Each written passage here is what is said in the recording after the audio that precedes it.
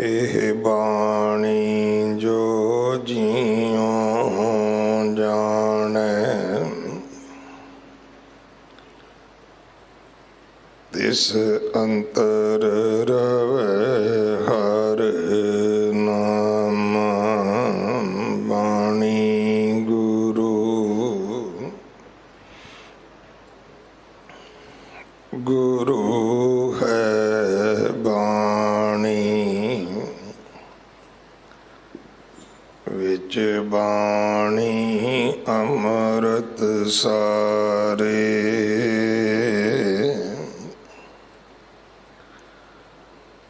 गुर बाणी कहे सेवक जन मानै, परतख गुरु निस्तारे।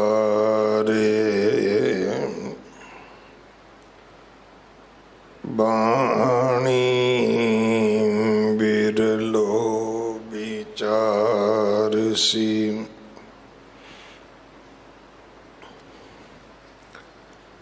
जे को गुरमुख होए।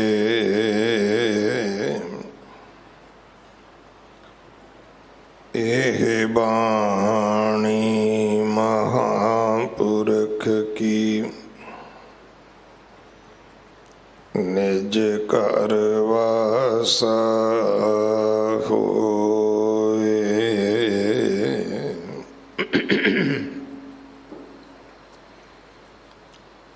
श्री राग महला तीजा, कर ही सौदा पाइए। अंतर सब वथ होए,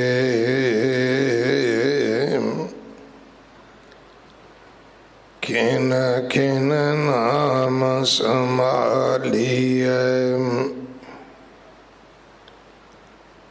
गुरमुख पावे कोय, नाम निदान अखुट है। वड भाग प्राप्त होए, मेरे मन तज निंदा मैं हंकार। हर जियो सदा त्याए तू, गुरमुख एकंकार। रहाओ गुरमुखा के मुख उजले, गुर शब्दी विचार। हलत पलत सुख पाएंदे, जप जप हृदय मुरार। कर ही विच महल पाया,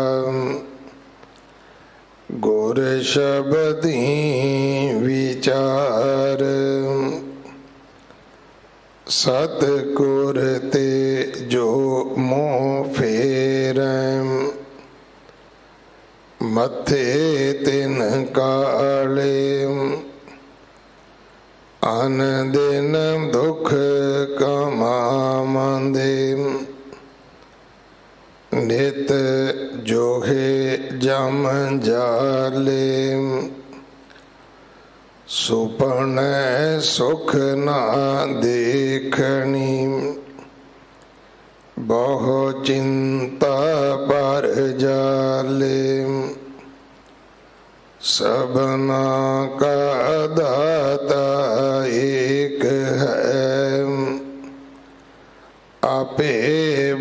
बख्श करे, कहना किछु न जावई, जिस भावै तिस दे, नानक गुरमुख पाइयै, आपे जानै सोए, सबना का दाता एक है, आपे बख्श करे, कहना किछु न जावई, जिस भावै तिस दे, नानक गुरमुख पाइयै, आपे जानै सोए।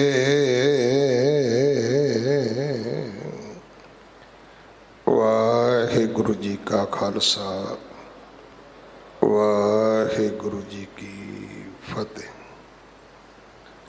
ये पावन शब्द जो श्री राग अंदर तीजे पातशाह गुरु अमरदास महाराज जी दे पवित्र मुख तो उच्चारण होया, श्री गुरु ग्रंथ साहिब पातशाह महाराज जी दे 29-30 अंग ते दर्ज है। सतगुरु कृपा करन इस पावन शब्द का उपदेश साडे हिरदे विच वसे। इस शब्द की विचार भाई बलदेव सिंह जी ओगरा, प्रचारक श्रोमणी गुरुद्वारा प्रबंधक कमेटी, आप जी नूं सरवण करवाउणगे। एक दिन का उन्हां दा समा है साडे पास। प्रबंधक सेवादारां वल्लों भाई साहब जी का धन्नवाद। इस महीने की संगरांद परसों 17 तरीक नूं है। गुरु घर की सेवा दे विच गुरु के लंगरां वास्ते रसद, कड़ा प्रसाद की देग वास्ते देसी घ्यो, बाला साहब हॉस्पिटल वास्ते बैड तो लैके वेंटीलेटर तक कोई भी सेवा आप जी भेज सकते हो। इमारत की सेवा जथेदार बाबा बचन सिंह जी करवा रहे हैं। धन लखारी नानका दे पवित्र बाणी दे सरलेख अधीन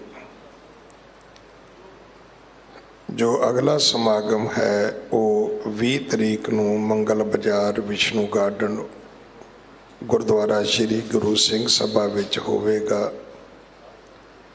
समा पहलां दी तरह ही 7 बजे तो लैके रात 10:30 बजे तक है। आप जी जरूर लाखा प्राप्त करो। अपने घरां दे विच बच्चों दे नाल पंजाबी बोलो, बच्चों नूं गुरमुखी पढ़ाओ ताकि साडे बच्चे गुरु ग्रंथ साहब महाराज जी दे चरनी लग सकन। अगले समय लिए गुरबाणी विचार सरवण करिए जी। वाहिगुरु जी का खालसा, वाहिगुरु जी की फतेह। सतनाम श्री वाहिगुरु साहिब जी।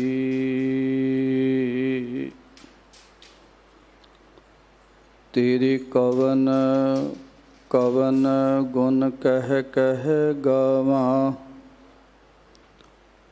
तू साहिब गुणी निधाना। तुमरी महिमा बरन ना सकूं, ਤੂੰ ਠਾਕੁਰ ਊਚ ਭਗਵਾਨਾ,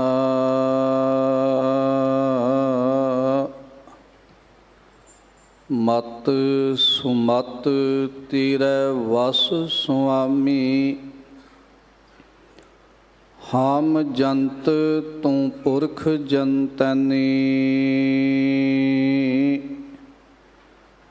ਜਨ ਨਾਨਕ ਕੇ ਪ੍ਰਭ ਕਰਤੇ ਸੁਆਮੀ। ਜਿਉ ਭਾਵੈ ਤਿਵੈ ਬੁਲੈਨੀ,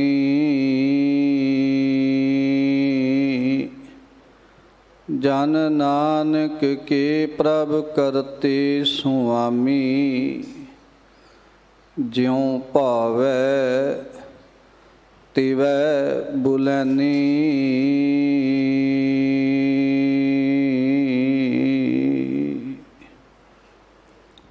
ਜੁਗ ਹੋ ਜੁਗ ਅਟਲ, ਛਤਰ ਚਵਰ ਤਖਤ ਦੇ ਮਾਲਕ, ਵਾਲੀਏ ਕੁਲ ਆਲਮ, ਪਾਕ ਏ ਪਵਿੱਤਰ ਰੂਹਾਂ ਦੀ ਰੂਹਾਨੀ ਜੋਤ, ਸ਼ਬਦ ਗੁਰੂ ਸ਼ਬਦਾ ਅਵਤਾਰ, ਬਾਣੀ ਦੇ ਬੋਹਿਥ ਕਲਯੁਗ ਦੇ ਜਹਾਜ਼, ਖੇਵਟ ਗੁਰੂ ਧੰਨ ਧੰਨ ਸ੍ਰੀ ਗੁਰੂ ਗ੍ਰੰਥ ਸਾਹਿਬ ਮਹਾਰਾਜ ਜੀ ਦੀ ਮੁਬਾਰਕ ਮਿੱਠੀ ਅਤੇ ਨਿੱਘੀ ਗੋਦ ਵਿੱਚ ਜੁੜ ਬੈਠ ਕਰਕੇ 8ਵੇਂ ਪਾਤਸ਼ਾਹ ਬਾਲਾ ਪ੍ਰੀਤਮ ਧੰਨ ਧੰਨ ਸ੍ਰੀ ਗੁਰੂ ਹਰਿਕ੍ਰਿਸ਼ਨ ਸਾਹਿਬ ਮਹਾਰਾਜ ਜੀ ਦੇ ਪਾਵਨ ਪਵਿੱਤਰ ਇਤਿਹਾਸਕ ਅਸਥਾਨ ਗੁਰਦੁਆਰਾ ਬੰਗਲਾ ਸਾਹਿਬ ਜੀ ਦੀਆਂ ਹਾਜ਼ਰੀਆਂ ਭਰ ਕੇ ਸਾਹਿਬ ਜੀ ਦੇ ਦਰ ਕਰਦੀਆਂ ਅਸੀਸਾਂ ਬਖਸ਼ਿਸ਼ਾਂ ਰਹਿਮਤਾਂ ਦੀ ਪਾਤਰ ਬਣ ਰਹੀ ਗੁਰੂ ਰੂਪ ਗੁਰੂ ਖਾਲਸਾ ਗੁਰੂ ਸਵਾਰੀ ਸਾਧ ਸੰਗਤ ਜੀ, ਬਹੁਤ ਵੱਡੇ ਭਾਗ ਹਨ ਸਾਡੇ ਸਾਰਿਆਂ ਦੇ ਜੋ ਗੁਰੂ ਸਾਹਿਬ ਜੀ ਦੀ ਅਪਾਰ ਕਿਰਪਾ ਦੇ ਸਦਕਾ ਇਹਨਾਂ ਪਾਵਨ ਪਿੱਤਰ ਇਤਿਹਾਸਕ ਅਸਥਾਨਾਂ 'ਤੇ ਅੰਮ੍ਰਿਤ ਵੇਲੇ ਦੇ ਦੀਵਾਨਾਂ ਵਿੱਚ ਲੜੀਵਾਰ ਗੁਰਬਾਣੀ ਵਿਚਾਰ ਚੱਲਦੀ ਆ ਰਹੀ ਹੈ। ਇਸੇ ਲੜੀ ਤਹਿਤ ਅੱਜ ਗੁਰੂ ਸਾਹਿਬ ਜੀ ਦੀ ਬਖਸ਼ਿਸ਼ ਦੇ ਸਦਕਾ ਸ੍ਰੀ ਗੁਰੂ ਗ੍ਰੰਥ ਸਾਹਿਬ ਮਹਾਰਾਜ ਜੀ ਦੇ ਅੰਗ ਨੰਬਰ 29 ਅਤੇ 30 ਦੇ ਉੱਪਰ ਸ੍ਰੀ ਰਾਗ ਦੇ ਅੰਦਰ ਤੀਸਰੇ ਪਾਤਸ਼ਾਹ ਧੰਨ ਧੰਨ ਸ੍ਰੀ ਗੁਰੂ ਅਮਰਦਾਸ ਮਹਾਰਾਜ ਜੀ ਦੇ ਮੁਬਾਰਕ ਮੁਖ ਤੋਂ ਉਚਾਰਨ ਕੀਤੇ ਹੋਏ ਅੰਮ੍ਰਿਤਮਈ ਲੜੀਵਾਰ ਸ਼ਬਦ ਦੀ ਵਿਚਾਰ ਆਪ ਸੰਗਤਾਂ ਦੇ ਨਾਲ ਸਾਂਝੀ ਕਰਨੀ ਹੈ। ਮੇਰੇ ਤੋਂ ਪਹਿਲਾਂ ਅਤੀ ਸਤਿਕਾਰਯੋਗ ਸਿੰਘ ਸਾਹਿਬ ਜੀ ਨੇ ਆਪਣੀ ਮਿੱਠੀ ਪਿਆਰੀ ਰਸਨਾ ਦੁਆਰਾ ਇਹ ਅੰਮ੍ਰਿਤਮਈ ਸ਼ਬਦ ਉਚਾਰਨ ਕਰਕੇ ਸਾਧ ਸੰਗਤ ਆਪ ਸੰਗਤਾਂ ਨੂੰ ਕਿਰਤਾਰਥ ਕੀਤਾ ਹੈ ਅਤੇ ਅੰਮ੍ਰਿਤਮਈ ਸ਼ਬਦ ਦੀ ਵਿਚਾਰ ਆਪ ਸੰਗਤਾਂ ਦੇ ਨਾਲ ਸਾਂਝੀ ਕਰਨ ਦਾ ਦਾਸ ਨੂੰ ਸੁਭਾਗ ਪ੍ਰਾਪਤ ਹੋਇਆ ਹੈ। ਸਾਧ ਸੰਗਤ ਆਓ ਲੜੀਵਾਰ ਪਾਵਨ ਪਿੱਤਰ ਸ਼ਬਦ ਦੀ ਵਿਚਾਰ ਸਾਂਝੀ ਕਰਨ ਤੋਂ ਪਹਿਲਾਂ ਗੁਰੂ ਸਾਹਿਬ ਜੀ ਦੀ ਅਸੀਸ ਦੇ ਪਾਤਰ ਬਣੀਏ। ਰਸਨਾ ਦੀ ਸਾਂਝ ਬਣਾਉਂਦਿਆਂ ਇੱਕੋ ਵਾਰੀ ਕਹਿਣ 'ਤੇ ਗੱਜ ਕੇ ਆਖੀਏ ਵਾਹਿਗੁਰੂ ਜੀ ਕਾ ਖਾਲਸਾ ਵਾਹਿਗੁਰੂ ਜੀ ਕੀ ਫਤਿਹ। ਧੰਨ ਧੰਨ ਸ੍ਰੀ ਗੁਰੂ ਅਮਰਦਾਸ ਮਹਾਰਾਜ ਜੀ ਦੇ ਮੁਬਾਰਕ ਸ਼ਬਦ ਜਿਹਦੇ ਅੰਦਰ ਧੰਨ ਗੁਰੂ ਅਮਰਦਾਸ ਮਹਾਰਾਜ ਜੀ ਨੇ ਸਾਨੂੰ ਸੰਸਾਰਿਕ ਜੀਵਾਂ ਨੂੰ ਇੱਕ ਸੇਧ, ਇੱਕ ਗਿਆਨ, ਇੱਕ ਉਪਦੇਸ਼ ਬਖਸ਼ਿਸ਼ ਕੀਤਾ ਹੈ ਕਿ ਪਰਮਾਤਮਾ ਦਾ ਨਾਮ ਸੰਸਾਰ ਦੇ ਵਿੱਚ ਇੱਕ ਅਮੋਲਕ ਦਾਤ ਹੈ ਅਤੇ ਇਹ ਨਾਮ ਦੀ ਦਾਤ ਗੁਰੂ ਦੇ ਘਰ ਵਿੱਚੋਂ, ਗੁਰੂ ਦੀ ਬਖਸ਼ਿਸ਼ ਵਿੱਚੋਂ ਸੰਸਾਰ ਦੇ ਉੱਤੇ ਸਾਨੂੰ ਸੰਸਾਰਿਕ ਜੀਵਾਂ ਨੂੰ ਪ੍ਰਾਪਤ ਹੁੰਦੀ ਹੈ ਔਰ ਇਹ ਨਾਮ ਅਮੋਲਕ ਰਤਨ ਹੈ। ਪੂਰੇ ਸਤਿਗੁਰ ਪਾਸ ਸਤਿਗੁਰ ਸੇਵੈ ਲੱਗਿਆਂ ਕੱਢ ਰਤਨ ਦੇਵੈ ਪ੍ਰਗਾਸ। ਧੰਨ ਧੰਨ ਸ੍ਰੀ ਗੁਰੂ ਅਮਰਦਾਸ ਮਹਾਰਾਜ ਜੀ ਅੱਜ ਦੇ ਇਸ ਮੁਬਾਰਕ ਅੰਮ੍ਰਿਤਮਈ ਸ਼ਬਦ ਦੇ ਕੇਂਦਰੀ ਭਾਵ ਦੇ ਅੰਦਰ ਜੋ ਵਿਚਾਰ ਸਾਨੂੰ ਸੰਸਾਰਿਕ ਜੀਵਾਂ ਨੂੰ ਬਖਸ਼ਿਸ਼ ਕਰ ਰਹੇ ਹਨ, ਇਹ ਮਨ ਤਜ ਨਿੰਦਾ ਹਉਮੈ ਅਹੰਕਾਰ, ਹਰ ਜੀਉ ਸਦਾ ਧਿਆਏ ਤੂੰ ਗੁਰਮੁਖ ਏਕੰਕਾਰ ਰਹਾਉ।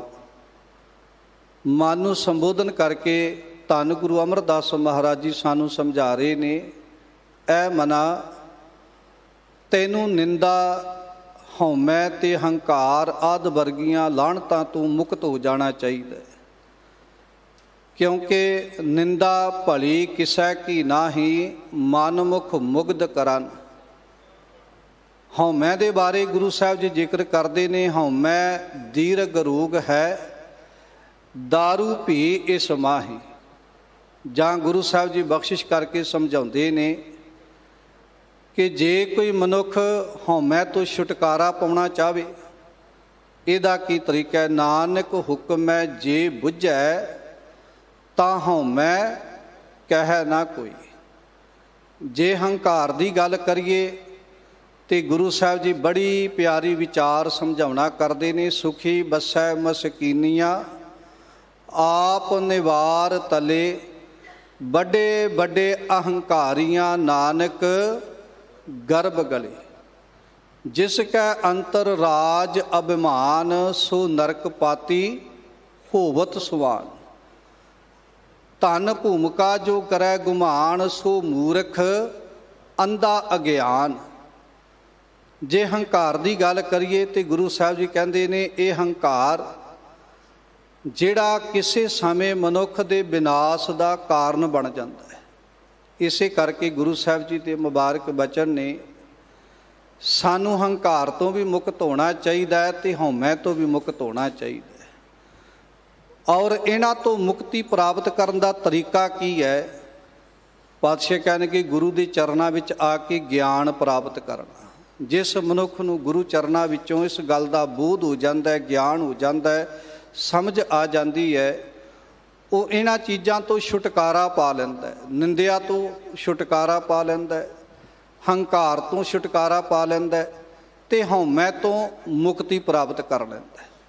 ਤੇ ਜਿਸ ਮਨੁੱਖ ਨੂੰ ਇਹਨਾਂ ਚੀਜ਼ਾਂ ਤੋਂ ਮੁਕਤੀ ਪ੍ਰਾਪਤ ਹੋ ਜਾਵੇ ਤੇ ਸਤਿਗੁਰੂ ਕਹਿੰਦੇ, ਐਸਾ ਮਨੁੱਖ ਪਰਮੇਸ਼ਰ ਦੀ ਚਰਨਾਂ ਵਿੱਚ ਅਭੇਦ ਹੋ ਜਾਂਦਾ ਹੈ। ਇਸੇ ਕਰਕੇ ਅਗਲੇ ਬਚਨ ਗੁਰੂ ਸਾਹਿਬ ਜੀ ਨੇ ਸਮਝਾਏ ਨੇ, ਹਰ ਜੀਉ ਸਦਾ ਧਿਆਏ ਤੂੰ ਹਰੀ ਨੂੰ ਧਿਆਉਣਾ ਕਰ, ਪਰਮਾਤਮਾ ਨੂੰ ਧਿਆਉਣਾ ਕਰ। ਆਪਣਾ ਹੰਕਾਰ ਛੱਡ ਕੇ, ਆਪਣੀ ਹਉਮੈ ਛੱਡ ਕੇ, ਦੁਨੀਆ ਦੀ ਨਿੰਦਿਆ ਛੱਡ ਕੇ ਤੇ ਪਰਮਾਤਮਾ ਦਾ ਨਾਮ ਜਪਣਾ ਕਰ, ਵਾਹਿਗੁਰੂ ਦੀ ਬੰਦਗੀ ਕਰਨਾ ਕਰ। ਹਰ ਜੀਉ ਸਦਾ ਧਿਆਏ ਤੂੰ, ਫਿਰ ਕਰਨਾ ਕੀ ਹੈ? ਹਰੀ ਦਾ ਨਾਮ ਜਪਣਾ, ਵਾਹਿਗੁਰੂ ਦੀ ਬੰਦਗੀ ਕਰਨੀ ਹੈ। ਕਿਹੜੇ ਵਾਹਿਗੁਰੂ ਦੇ? ਗੁਰਮੁਖ ਏਕ ਓੰਕਾਰ, ਉਹ ਜਿਹੜਾ ਅਕਾਲ ਪੁਰਖ ਵਾਹਿਗੁਰੂ ਇੱਕ ਹੈ, ਜਿਹੜਾ ਏਕ ਪਿਤਾ ਏਕ ਸਕੇ ਹਮ ਬਾਰਿਕ, ਤੂੰ ਮੇਰਾ ਗੁਰਹਾਈ। ਜਿਸ ਇੱਕ ਪਿਤਾ ਪਰਮਾਤਮਾ ਦੇ ਬਾਰੇ ਆਪਾਂ ਨਿਤਾ ਪ੍ਰਤੀ ਗੁਰੂ ਸਾਹਿਬ ਜੀ ਦੇ ਮੁਬਾਰਕ ਬਚਨ ਪੜ੍ਹਦੇ ਹਾਂ, ਸਭਨਾ ਜੀਆਂ ਕਾ ਇੱਕ ਦਾਤਾ, ਸੋ ਮੈਂ ਵਿਸਰ ਨਾ ਜਾਈ। ਸਾਧ ਸੰਗਤ, ਗੁਰੂ ਸਾਹਿਬ ਜੀ ਨੇ ਜਦੋਂ ਆਦਿ ਗੁਰੂ ਗ੍ਰੰਥ ਸਾਹਿਬ ਮਹਾਰਾਜ ਜੀ ਦੀ ਸੰਪਾਦਨਾ ਕੀਤੀ ਤੇ ਸਾਧ ਸੰਗਤ 1606 ਈਸਵੀ ਨੂੰ 1706 ਈਸਵੀ ਨੂੰ ਗੁਰੂ ਗ੍ਰੰਥ ਸਾਹਿਬ ਮਹਾਰਾਜ ਜੀ ਦੀ ਸੰਪੂਰਨਤਾ ਹੋਈ। 1708 ਈਸਵੀ ਨੂੰ ਦੱਖਣ ਦੀ ਧਰਤੀ ਤੇ, ਜਿੱਥੇ ਅੱਜ ਕੱਲ੍ਹ ਗੁਰਦੁਆਰਾ ਨੰਦੇੜ ਸਾਹਿਬ, ਅਬਚਲ ਨਗਰ ਹਜੂਰ ਸਾਹਿਬ ਦੀ ਪਾਵਨ ਪਵਿੱਤਰ ਧਰਤੀ ਤੇ ਧੰਨ ਗੁਰੂ ਕਲਗੀਧਰ ਪਿਤਾ ਨੇ ਗੁਰੂ ਗ੍ਰੰਥ ਸਾਹਿਬ ਅੱਗੇ ਸੀਸ ਝੁਕਾ ਕੇ ਸਮੁੱਚੀ ਮਾਨਵਤਾ ਨੂੰ ਇਹ ਹੁਕਮ ਕੀਤਾ ਕਿ ਸਾਨੂੰ ਸਾਰਿਆਂ ਨੂੰ ਸਭ ਸਿੱਖਣ ਕੋ ਹੁਕਮ ਹੈ, ਗੁਰੂ ਮਾਨਿਓ ਗ੍ਰੰਥ। ਗੁਰੂ ਗ੍ਰੰਥ ਸਾਹਿਬ ਅੱਗੇ ਸੀਸ ਝੁਕਾ ਕੇ ਗੁਰੂ ਸਾਹਿਬ ਜੀ ਨੇ ਸਾਨੂੰ ਸਦਾ ਵਾਸਤੇ ਆਦੇਸ਼ ਕਰ ਦਿੱਤਾ। ਅੱਜ ਸਾਧ ਸੰਗਤ, ਜਦੋਂ ਆਪਾਂ ਗੁਰੂ ਗ੍ਰੰਥ ਸਾਹਿਬ ਦੀ ਬਾਣੀ ਪੜ੍ਹਦੇ ਆ ਨਾ, 1430 ਅੰਗ ਨੇ ਧੰਨ ਧੰਨ ਸ੍ਰੀ ਗੁਰੂ ਗ੍ਰੰਥ ਸਾਹਿਬ ਮਹਾਰਾਜ ਜੀ ਦੀ ਅੰਮ੍ਰਿਤਮਈ ਬਾਣੀ ਦੇ। 1430 ਅੰਗਾਂ ਦੀ ਉੱਪਰਲੇ ਪਾਸੇ ਗਿਣਤੀ ਲਿਖੀ ਹੋਈ ਹੈ। ਪਰ ਜਿਹੜਾ ਸਾਧ ਸੰਗਤ, ਜਦੋਂ ਗਿਣਤੀ ਆਪਾਂ ਆਰੰਭ ਕਰਦੇ ਆ ਨਾ, ਜਿੱਥੇ 2 ਲਿਖਿਆ ਖਾਨੇ ਦੇ ਵਿੱਚ, 3 ਲਿਖੇ ਆ, 4 ਲਿਖੇ ਆ, ਇੱਦਾਂ 1430 ਤੱਕ ਗੁਰੂ ਗ੍ਰੰਥ ਸਾਹਿਬ ਦੇ ਅੰਗਾਂ ਦੇ ਉੱਤੇ ਗਿਣਤੀ ਲਿਖੀ ਹੋਈ ਹੈ। ਪਰ ਜਿਹੜਾ ਇੱਕ ਵਾਲਾ ਖਾਨਾ ਹੈ ਨਾ, ਜਿੱਥੇ ਇੱਕ ਲਿਖਿਆ ਹੋਣਾ ਚਾਹੀਦਾ, ਉਹ ਇੱਕ ਵਾਲਾ ਖਾਨਾ ਜਿਹੜਾ ਉਹ ਖਾਲੀ ਛੱਡਿਆ ਹੁੰਦਾ। ਉਹਦਾ ਕਾਰਨ ਹੈ ਕਿ ਏਕਾ ਜਿਹੜਾ ਹੈ ਉਹ ਕੇਵਲ ਇੱਕ ਓੰਕਾਰ ਵਾਲਾ ਹੀ ਮੰਨਿਆ ਜਾਂਦਾ ਹੈ। ਉਸ ਇੱਕ ਵਰਗਾ ਕੋਈ ਹੋਰ ਇੱਕ ਵੀ ਨਹੀਂ ਹੋ ਸਕਦਾ। ਇਸੇ ਕਰਕੇ ਜਦੋਂ ਆਪਾਂ ਗੁਰੂ ਗ੍ਰੰਥ ਸਾਹਿਬ ਦੀ ਬਾਣੀ ਪੜ੍ਹਦੇ ਹਾਂ ਤੇ ਆਰੰਭਤਾ ਇੱਕ ਤੋਂ ਹੁੰਦੀ ਹੈ। ਇੱਕ ਓੰਕਾਰ ਸਤਿਨਾਮ ਕਰਤਾ ਪੁਰਖ ਨਿਰਭਉ ਨਿਰਵੈਰ ਅਕਾਲ ਮੂਰਤ ਅਜੂਨੀ ਸੈਭੰ ਗੁਰ ਪ੍ਰਸਾਦ। ਔਰ ਸਾਧ ਸੰਗਤ ਇੱਕ ਓੰਕਾਰ ਦੀ ਵਿਆਖਿਆ ਜਿਹੜੀ ਹੈ ਨਾ, ਇੱਕ ਪਰਮਾਤਮਾ ਦੀ ਵਿਆਖਿਆ ਕਿ ਉਹ ਇੱਕ ਓੰਕਾਰ ਅਕਾਲ ਪੁਰਖ ਇੱਕ ਹੈ ਕਿ ਗੁਰ ਪ੍ਰਸਾਦ ਤੱਕ ਦੇ ਮੂਲ ਮੰਤਰ ਦੇ ਅੰਦਰ ਉਸ ਇੱਕ ਪਰਮਾਤਮਾ ਦੇ ਸਰੂਪ ਦੀ ਵਿਆਖਿਆ ਕੀਤੀ ਗਈ। ਔਰ ਉਹ ਪਰਮਾਤਮਾ ਦਾ ਰੂਪ ਕੈਸਾ ਹੈ, ਨਿਰਗੁਣ ਤੇ ਸਰਗੁਣ ਸਰੂਪ ਦੀ ਵਿਆਖਿਆ ਇੰਜ ਕਹਿ ਦਈਏ ਇੱਕ ਓੰਕਾਰ ਦੀ ਵਿਆਖਿਆ ਮੂਲ ਮੰਤਰ ਦੇ ਅੰਦਰ ਗੁਰ ਪ੍ਰਸਾਦ ਤੱਕ ਕੀਤੀ ਗਈ ਤੇ ਗੁਰ ਪ੍ਰਸਾਦ ਤੱਕ ਦੇ ਮੂਲ ਮੰਤਰ ਦੀ ਵਿਆਖਿਆ ਜਪਜੀ ਸਾਹਿਬ ਦੀ ਬਾਣੀ 'ਚ ਕੀਤੀ ਗਈ ਤੇ ਜਪਜੀ ਸਾਹਿਬ ਦੀ ਬਾਣੀ ਦੀ ਵਿਚਾਰ ਦੀ ਵਿਆਖਿਆ ਪੂਰੇ ਗੁਰੂ ਗ੍ਰੰਥ ਸਾਹਿਬ ਦੀ ਬਾਣੀ ਦੇ ਅੰਦਰ ਕੀਤੀ ਗਈ। ਇੰਜ ਕਹਿ ਦਈਏ ਸਾਧ ਸੰਗਤ ਜਪਜੀ ਸਾਹਿਬ ਦੀ ਰਚਨਾ ਗੁਰੂ ਨਾਨਕ ਸਾਹਿਬ ਨੇ ਜਿਵੇਂ ਕੁੱਜੇ ਦੇ ਵਿੱਚ ਸਮੁੰਦਰ ਬੰਦ ਕੀਤਾ ਹੁੰਦਾ ਹੈ, ਇਸ ਤਰ੍ਹਾਂ ਜਪਜੀ ਸਾਹਿਬ ਦੀ ਬਾਣੀ ਦੇ ਅੰਦਰ ਗੁਰੂ ਸਾਹਿਬ ਜੀ ਨੇ ਇੱਕ ਸਿਧਾਂਤ ਨੂੰ ਸੰਕੋਚ ਕੇ ਬਿਆਨ ਕੀਤਾ ਹੋਇਆ ਹੈ। ਔਰ ਸਾਧ ਸੰਗਤ ਸਮੁੱਚੀ ਗੁਰਬਾਣੀ ਦਾ ਭੰਡਾਰ ਰਤਨਾ ਰਤਨ ਪਦਾਰਥ ਬਹੁ ਸਾਗਰ ਭਰਿਆ ਰਾਮ। ਭਾਵੇਂ ਕਿ ਇਹ ਗੁਰਬਾਣੀ ਦਾ ਅਨਮੋਲ ਖਜ਼ਾਨਾ ਗੁਰੂ ਸਾਹਿਬ ਜੀ ਨੇ ਸਾਡੇ ਸੰਸਾਰਿਕ ਜੀਵਾਂ ਨੂੰ ਬਖਸ਼ਿਸ਼ ਕੀਤਾ ਹੈ। ਔਰ ਜਿਸ ਵਕਤ ਇਹ ਗੁਰਬਾਣੀ ਸਮੁੱਚੇ ਸੰਸਾਰ ਦੇ ਵਿੱਚ ਪ੍ਰਗਟ ਹੋ ਗਈ ਤੇ ਫਿਰ ਗੁਰੂ ਸਾਹਿਬ ਜੀ ਨੇ ਰੱਬ ਦਾ ਸ਼ੁਕਰਾਨਾ ਵੀ ਕੀਤਾ। ਮੇਰੇ ਰੱਬ ਜੀ ਆਪ ਜੀ ਨੇ ਬੜੀ ਬਖਸ਼ਿਸ਼ ਕੀਤੀ। ਪ੍ਰਗਟ ਭਈ ਸਭ ਲੋ ਮੈਂ ਸੇਵਕ ਕੀ ਰਾਖੀ, ਕਿ ਤੁਸੀਂ ਇਸ ਬਾਣੀ ਨੂੰ ਸਮੁੱਚੇ ਸੰਸਾਰ ਵਿੱਚ ਆਪ ਹੀ ਪਰਮੇਸ਼ਰ ਜੀ ਪ੍ਰਗਟ ਕਰਕੇ ਤੇ ਸਾਡੀ ਸੇਵਕਾਂ ਦੀ ਇਸ ਸੰਸਾਰ ਤੇ ਇੱਜ਼ਤ ਪੱਤ ਕਾਇਮ ਬਣਾਈ। ਇੰਜ ਕਹਿ ਦਈਏ ਸਾਧ ਸੰਗਤ ਧੰਨ ਗੁਰੂ ਗ੍ਰੰਥ ਸਾਹਿਬ ਮਹਾਰਾਜ ਜੀ ਦੀ ਅੰਮ੍ਰਿਤਮਈ ਬਾਣੀ ਸਮੁੱਚੀ ਇੱਕ ਅਕਾਲ ਪੁਰਖ ਦੀ ਗੱਲ ਕਰਦੀ ਹੈ। ਇੱਕ ਤੋਂ ਗੱਲ ਆਰੰਭ ਹੁੰਦੀ ਹੈ ਸਾਧ ਸੰਗਤ, ਸਭ ਨਾਨਕ ਬ੍ਰਹਮ ਪਸਾਰੋ, ਤੇ ਉਸ ਸਾਰੇ ਸੰਸਾਰ ਵਿੱਚ ਪਸਰੇ ਹੋਏ ਬ੍ਰਹਮ ਦੀ ਵਿਚਾਰ ਤੇ ਜਾ ਕੇ ਵਿਚਾਰ ਸੰਪੂਰਨ ਹੁੰਦੀ ਹੈ। ਭਾਵ ਕਿ ਉਹ ਜਿਹੜਾ ਇੱਕ ਅਕਾਲ ਪੁਰਖ ਹੈ ਉਹ ਨਿਰਗੁਣ ਸਰੂਪ ਵੀ ਹੈ ਤੇ ਸਰਗੁਣ ਸਰੂਪ ਵੀ ਹੈ। ਨਿਰਗੁਣ ਸਰੂਪ ਹੋ ਕੇ ਉਹ ਸੰਸਾਰ ਦੇ ਅੰਦਰ ਸੰਸਾਰ ਤੋਂ ਵੱਖਰਾ ਹੈ ਤੇ ਸਰਗੁਣ ਸਰੂਪ ਹੁੰਦਿਆਂ ਉਹ ਅਕਾਲ ਪੁਰਖ ਵਾਹਿਗੁਰੂ ਪਰਮੇਸ਼ਰ ਸਮੁੱਚੇ ਸੰਸਾਰ ਦੇ ਵਿੱਚ ਰਮਿਆ ਹੋਇਆ। ਤੇ ਗੁਰੂ ਸਾਹਿਬ ਜੀ ਅੱਜ ਦੇ ਮੁਬਾਰਕ ਸ਼ਬਦ ਵਿੱਚ ਸਾਨੂੰ ਐਸੇ ਹੀ ਅਕਾਲ ਪੁਰਖ ਵਾਹਿਗੁਰੂ ਪਰਮੇਸ਼ਰ ਦੇ ਚਰਨਾਂ ਵਿੱਚ ਜੁੜਨ ਦੀ ਤਾਕੀਦ ਕਰਦੇ ਨੇ। ਇੰਜ ਕਹਿ ਦਈਏ ਸਾਧ ਸੰਗਤ ਗੁਰੂ ਸਾਹਿਬ ਜੀ ਨੇ ਜਿਸ ਹਉਮੈ ਦਾ ਜ਼ਿਕਰ ਕੀਤਾ ਹੈ ਨਾ, ਪਾਤਸ਼ਾਹ ਨੇ ਉਸ ਹਉਮੈ ਦਾ ਜ਼ਿਕਰ ਕਰਦਿਆਂ ਬੜੀ ਵੱਡੀ ਉਦਾਹਰਨ ਦਿੱਤੀ ਤੇ ਗੁਰਮੁਖ ਨੂੰ ਗੁਰੂ ਵੱਲ ਮੁੱਖ ਕਰਕੇ ਪਰਮਾਤਮਾ ਦਾ ਨਾਮ ਜਪਣ ਵਾਲੇ ਨੂੰ, ਰੱਬ ਦੀ ਬੰਦਗੀ ਕਰਨ ਵਾਲੇ ਨੂੰ ਬੜਾ ਮਾਣ ਤੇ ਸਤਿਕਾਰ ਦੇ ਕੇ ਨਿਵਾਜਿਆ। ਕਿੱਡਾ ਸਤਿਕਾਰ ਦਿੱਤਾ ਸਾਧ ਸੰਗਤ। ਗੁਰੂ ਸਾਹਿਬ ਜੀ ਕਹਿੰਦੇ ਬ੍ਰਹਮਾ ਵਿਸ਼ਨ ਮਹਾਦੇਵ ਤ੍ਰੈ ਗੁਣ ਰੋਗੀ, ਵਿੱਚ ਹਉਮੈ ਕਾਰ ਕਮਾਈ, ਜਿਨ ਕੀਏ ਤਿਸੇ ਨਾ ਚੇਤੇ ਬਪੜੇ, ਹਰ ਗੁਰਮੁਖ ਸੋਝੀ ਪਾਈ। ਹੁਣ ਸਾਧ ਸੰਗਤ ਗੁਰੂ ਸਾਹਿਬ ਜੀ ਨੇ ਇੱਕ ਉਦਾਹਰਨ ਦਿੱਤੀ ਕਿ ਗੁਰਮੁਖ ਦਾ ਰੁਤਬਾ ਜਿਹੜਾ ਹੈ, ਗੁਰਮੁਖ ਦੀ ਵਿਚਾਰ ਜਿਹੜੀ ਹੈ ਉਹ ਕਿੱਡੀ ਉੱਚੀ ਤੇ ਸੁੱਚੀ ਹੋ ਜਾਂਦੀ ਹੈ ਜਦੋਂ ਉਹ ਇੱਕ ਅਕਾਲ ਪੁਰਖ ਨਾਲ ਜੁੜ ਜਾਂਦਾ ਹੈ। ਕਹਿੰਦੇ ਜਿਹਨਾਂ ਗੱਲਾਂ ਦੀ ਸੋਝੀ, ਜਿਸ ਰੱਬ ਦੇ ਭੇਦ ਦੀ ਸੋਝੀ, ਜਿਸ ਪਰਮਾਤਮਾ ਦੇ ਗੁਣਾਂ ਦੀ ਸੋਝੀ, ਜਿਸ ਨਿਰੰਕਾਰ ਵਿੱਚ ਅਭੇਦਤਾ ਦੀ ਸੋਝੀ, ਕਹਿੰਦੇ ਬ੍ਰਹਮਾ ਵਿਸ਼ਨੂੰ ਤੇ ਸ਼ਿਵ ਜੀ ਆਦਿ ਵਰਗੇ ਦੇਵਤਿਆਂ ਨੂੰ ਵੀ ਪ੍ਰਾਪਤ ਨਾ ਹੋ ਸਕੀ, ਗੁਰੂ ਦਾ ਸਿੱਖ ਗੁਰੂ ਦੀ ਬਾਣੀ ਨਾਲ ਜੁੜ ਕੇ ਉਸ ਅਕਾਲ ਪੁਰਖ ਵਾਹਿਗੁਰੂ ਪਰਮੇਸ਼ਰ ਦੀ ਸੋਝੀ ਪ੍ਰਾਪਤ ਕਰ ਲੈਂਦਾ। ਫਿਰ ਕਿੱਡਾ ਉੱਚਾ ਮਾਣ ਤੇ ਸਤਿਕਾਰ ਦਿੱਤਾ ਹੈ ਗੁਰੂ ਸਾਹਿਬ ਜੀ ਨੇ ਗੁਰੂ ਦੇ ਸਿੱਖ ਨੂੰ ਕਿ ਗੁਰੂ ਨਾਨਕ ਦਿਆ ਸਿੱਖਾ ਤੇਰੇ ਤੇ ਰੱਬ ਦੀ ਬੜੀ ਕਿਰਪਾ ਹੈ, ਤੈਨੂੰ ਬਾਣੀ ਨਾਲ ਜੁੜ ਕੇ ਉਸ ਰੱਬ ਦੀ ਸੋਝੀ ਹੋ ਗਈ ਜਿਹੜੇ ਰੱਬ ਦੀ ਸੋਝੀ ਬ੍ਰਹਮਾ ਵਿਸ਼ਨੂੰ ਤੇ ਸ਼ਿਵ ਜੀ ਆਦਿ ਵਰਗੇ ਵੀ ਪ੍ਰਾਪਤ ਨਹੀਂ ਕਰ ਸਕੇ। ਭਾਵ ਹਰ ਗੁਰਮੁਖ ਸੋਝੀ ਪਾਈ। ਹੁਣ ਅੱਜ ਦੇ ਮੁਬਾਰਕ ਸ਼ਬਦ ਵਿੱਚ ਸਾਹਿਬ ਜੀ ਇਸੇ ਗੱਲ ਦਾ ਸਾਨੂੰ ਜ਼ਿਕਰ ਕਰਕੇ ਸਮਝਾ ਰਹੇ ਨੇ, ਹਰ ਜੀਉ ਸਦਾ ਧਿਆਏ ਤੂੰ ਗੁਰਮੁਖ ਏਕ ਓੰਕਾਰ, ਕਿ ਐ ਗੁਰਮੁਖਾ ਤੂੰ ਇੱਕ ਅਕਾਲ ਪੁਰਖ ਨੂੰ ਧਿਆਉਣਾ ਹੈ, ਜਿਹੜਾ ਅਕਾਲ ਪੁਰਖ ਵਾਹਿਗੁਰੂ ਪਰਮੇਸ਼ਰ ਸਮੁੱਚੇ ਸੰਸਾਰ ਵਿੱਚ ਨਿਰਗੁਣ ਅਤੇ ਸਰਗੁਣ ਸਰੂਪ ਹੋ ਕੇ ਰਮਿਆ ਹੋਇਆ ਹੈ। ਕਿਉਂਕਿ ਪਰਮਾਤਮਾ ਇੱਕ ਹੀ ਹੈ, ਏਕ ਪਿਤਾ ਏਕ ਸਕੇਹਮ ਬਾਰਿਕ, ਤੂੰ ਮੇਰਾ ਗੁਰਹਾਈ, ਤੂੰ ਸਾਂਝਾ ਸਾਹਿਬ ਬਾਪ ਹਮਾਰਾ। ਉਹ ਅਕਾਲ ਪੁਰਖ ਵਾਹਿਗੁਰੂ ਇੱਕ ਪਰਮੇਸ਼ਰ ਜਿਹੜਾ ਉਹ ਸਮੁੱਚੇ ਸੰਸਾਰ ਵਿੱਚ ਰਮਿਆ ਹੋਇਆ। ਉਸ ਪਰਮਾਤਮਾ ਦੇ ਭੇਦ ਨੂੰ ਜਾਣਨ ਵਾਸਤੇ ਜੇ ਕੋਈ ਮਨੁੱਖ ਆਪਣਾ ਹੰਕਾਰ ਤਿਆਗ ਦੇਵੇਗਾ, ਆਪਣੀ ਹਉਮੈ ਤਿਆਗ ਦੇਵੇਗਾ, ਤੇ ਲੋਕਾਂ ਦੀ ਨਿੰਦਿਆ ਚੁਗਲੀਵਾਰੀ ਵਿਚਾਰ ਤਿਆਗ ਦੇਵੇਗਾ, ਤੇ ਤਾਂ ਪ੍ਰਾਪਤੀ ਕਰ ਸਕਦਾ। ਇੰਜ ਕਹਿ ਦਈਏ ਸਾਧ ਸੰਗਤ, ਜਦੋਂ ਆਪਾਂ ਗੁਰੂ ਗ੍ਰੰਥ ਸਾਹਿਬ ਦੀ ਬਾਣੀ ਪੜ੍ਹਦੇ ਹਾਂ ਨਾ, ਤੇ ਸਮੁੱਚੇ ਗੁਰੂ ਗ੍ਰੰਥ ਸਾਹਿਬ ਦੀ ਬਾਣੀ ਦਾ ਕੇਂਦਰੀ ਧੁਰਾ ਗੁਰੂ ਗ੍ਰੰਥ ਸਾਹਿਬ ਦੀ ਅੰਮ੍ਰਿਤਮਈ ਬਾਣੀ ਦੇ ਅੰਦਰ ਦੋ ਤੁਕਾਂ ਨੇ ਸਾਧ ਸੰਗਤ। ਕਿਵ ਸਚਿਆਰਾ ਹੋਈਐ, ਕਿਵ ਕੂੜੈ ਟੁੱਟੈ ਪਾਲ। ਗੁਰੂ ਸਾਹਿਬ ਜੀ ਕਹਿੰਦੇ ਨੇ ਇਹ ਜੀਵ ਸਚਿਆਰ ਕਿਵੇਂ ਹੋ ਸਕਦਾ, ਤੇ ਇਹਦੇ ਅੰਦਰ ਜਿਹੜੀ ਕੂੜ ਦੀ ਪਾਲ, ਕੂੜ ਦੀ ਕੰਧ ਜਿਹੜੀ ਬੜੀ ਉੱਚੀ ਹੋ ਚੁੱਕੀ ਹੈ, ਜਿਹਦੇ ਕਾਰਨ ਮਨੁੱਖ ਨੂੰ ਆਪਣੇ ਹਿਰਦੇ ਘਰ ਦੇ ਅੰਦਰ ਰਮਿਆ ਹੋਇਆ ਪਰਮਾਤਮਾ ਨਜ਼ਰ ਨਹੀਂ ਆਉਂਦਾ। ਇਹ ਕਿਵੇਂ ਟੁੱਟ ਸਕਦੀ ਹੈ? ਮਨੁੱਖ ਨੂੰ ਆਪਣੇ ਹਿਰਦੇ ਰੂਪੀ ਘਰ ਵਿੱਚੋਂ ਪਰਮਾਤਮਾ ਦੇ ਦੀਦਾਰ ਕਿਵੇਂ ਹੋ ਸਕਦੇ ਨੇ? ਇਹ ਵਿਚਾਰ ਗੁਰੂ ਸਾਹਿਬ ਜੀ ਸਮੁੱਚੀ ਗੁਰਬਾਣੀ ਦੇ ਭੇਦ ਦੇ ਅੰਦਰ ਸਾਨੂੰ ਸਮਝਾਉਂਦੇ ਕਿ ਕੂੜ ਦੀ ਪਾਲ ਤੋੜ ਕੇ ਬਾਹਰ ਢੂੰਡਣ ਤੇ ਛੂਟ ਪਰੇ, ਗੁਰ ਘਰ ਹੀ ਮਾਹੇ ਦਿਖਾਇਆ ਥਾ।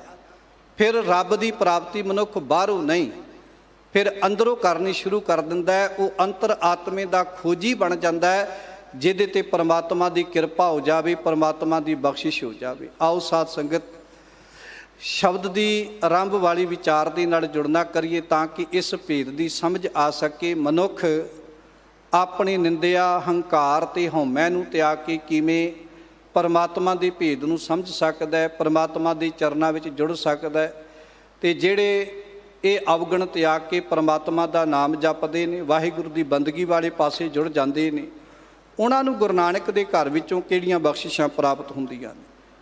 ਸਤਿਨਾਮ ਸ੍ਰੀ ਵਾਹਿਗੁਰੂ ਸਾਹਿਬ ਜੀਓ।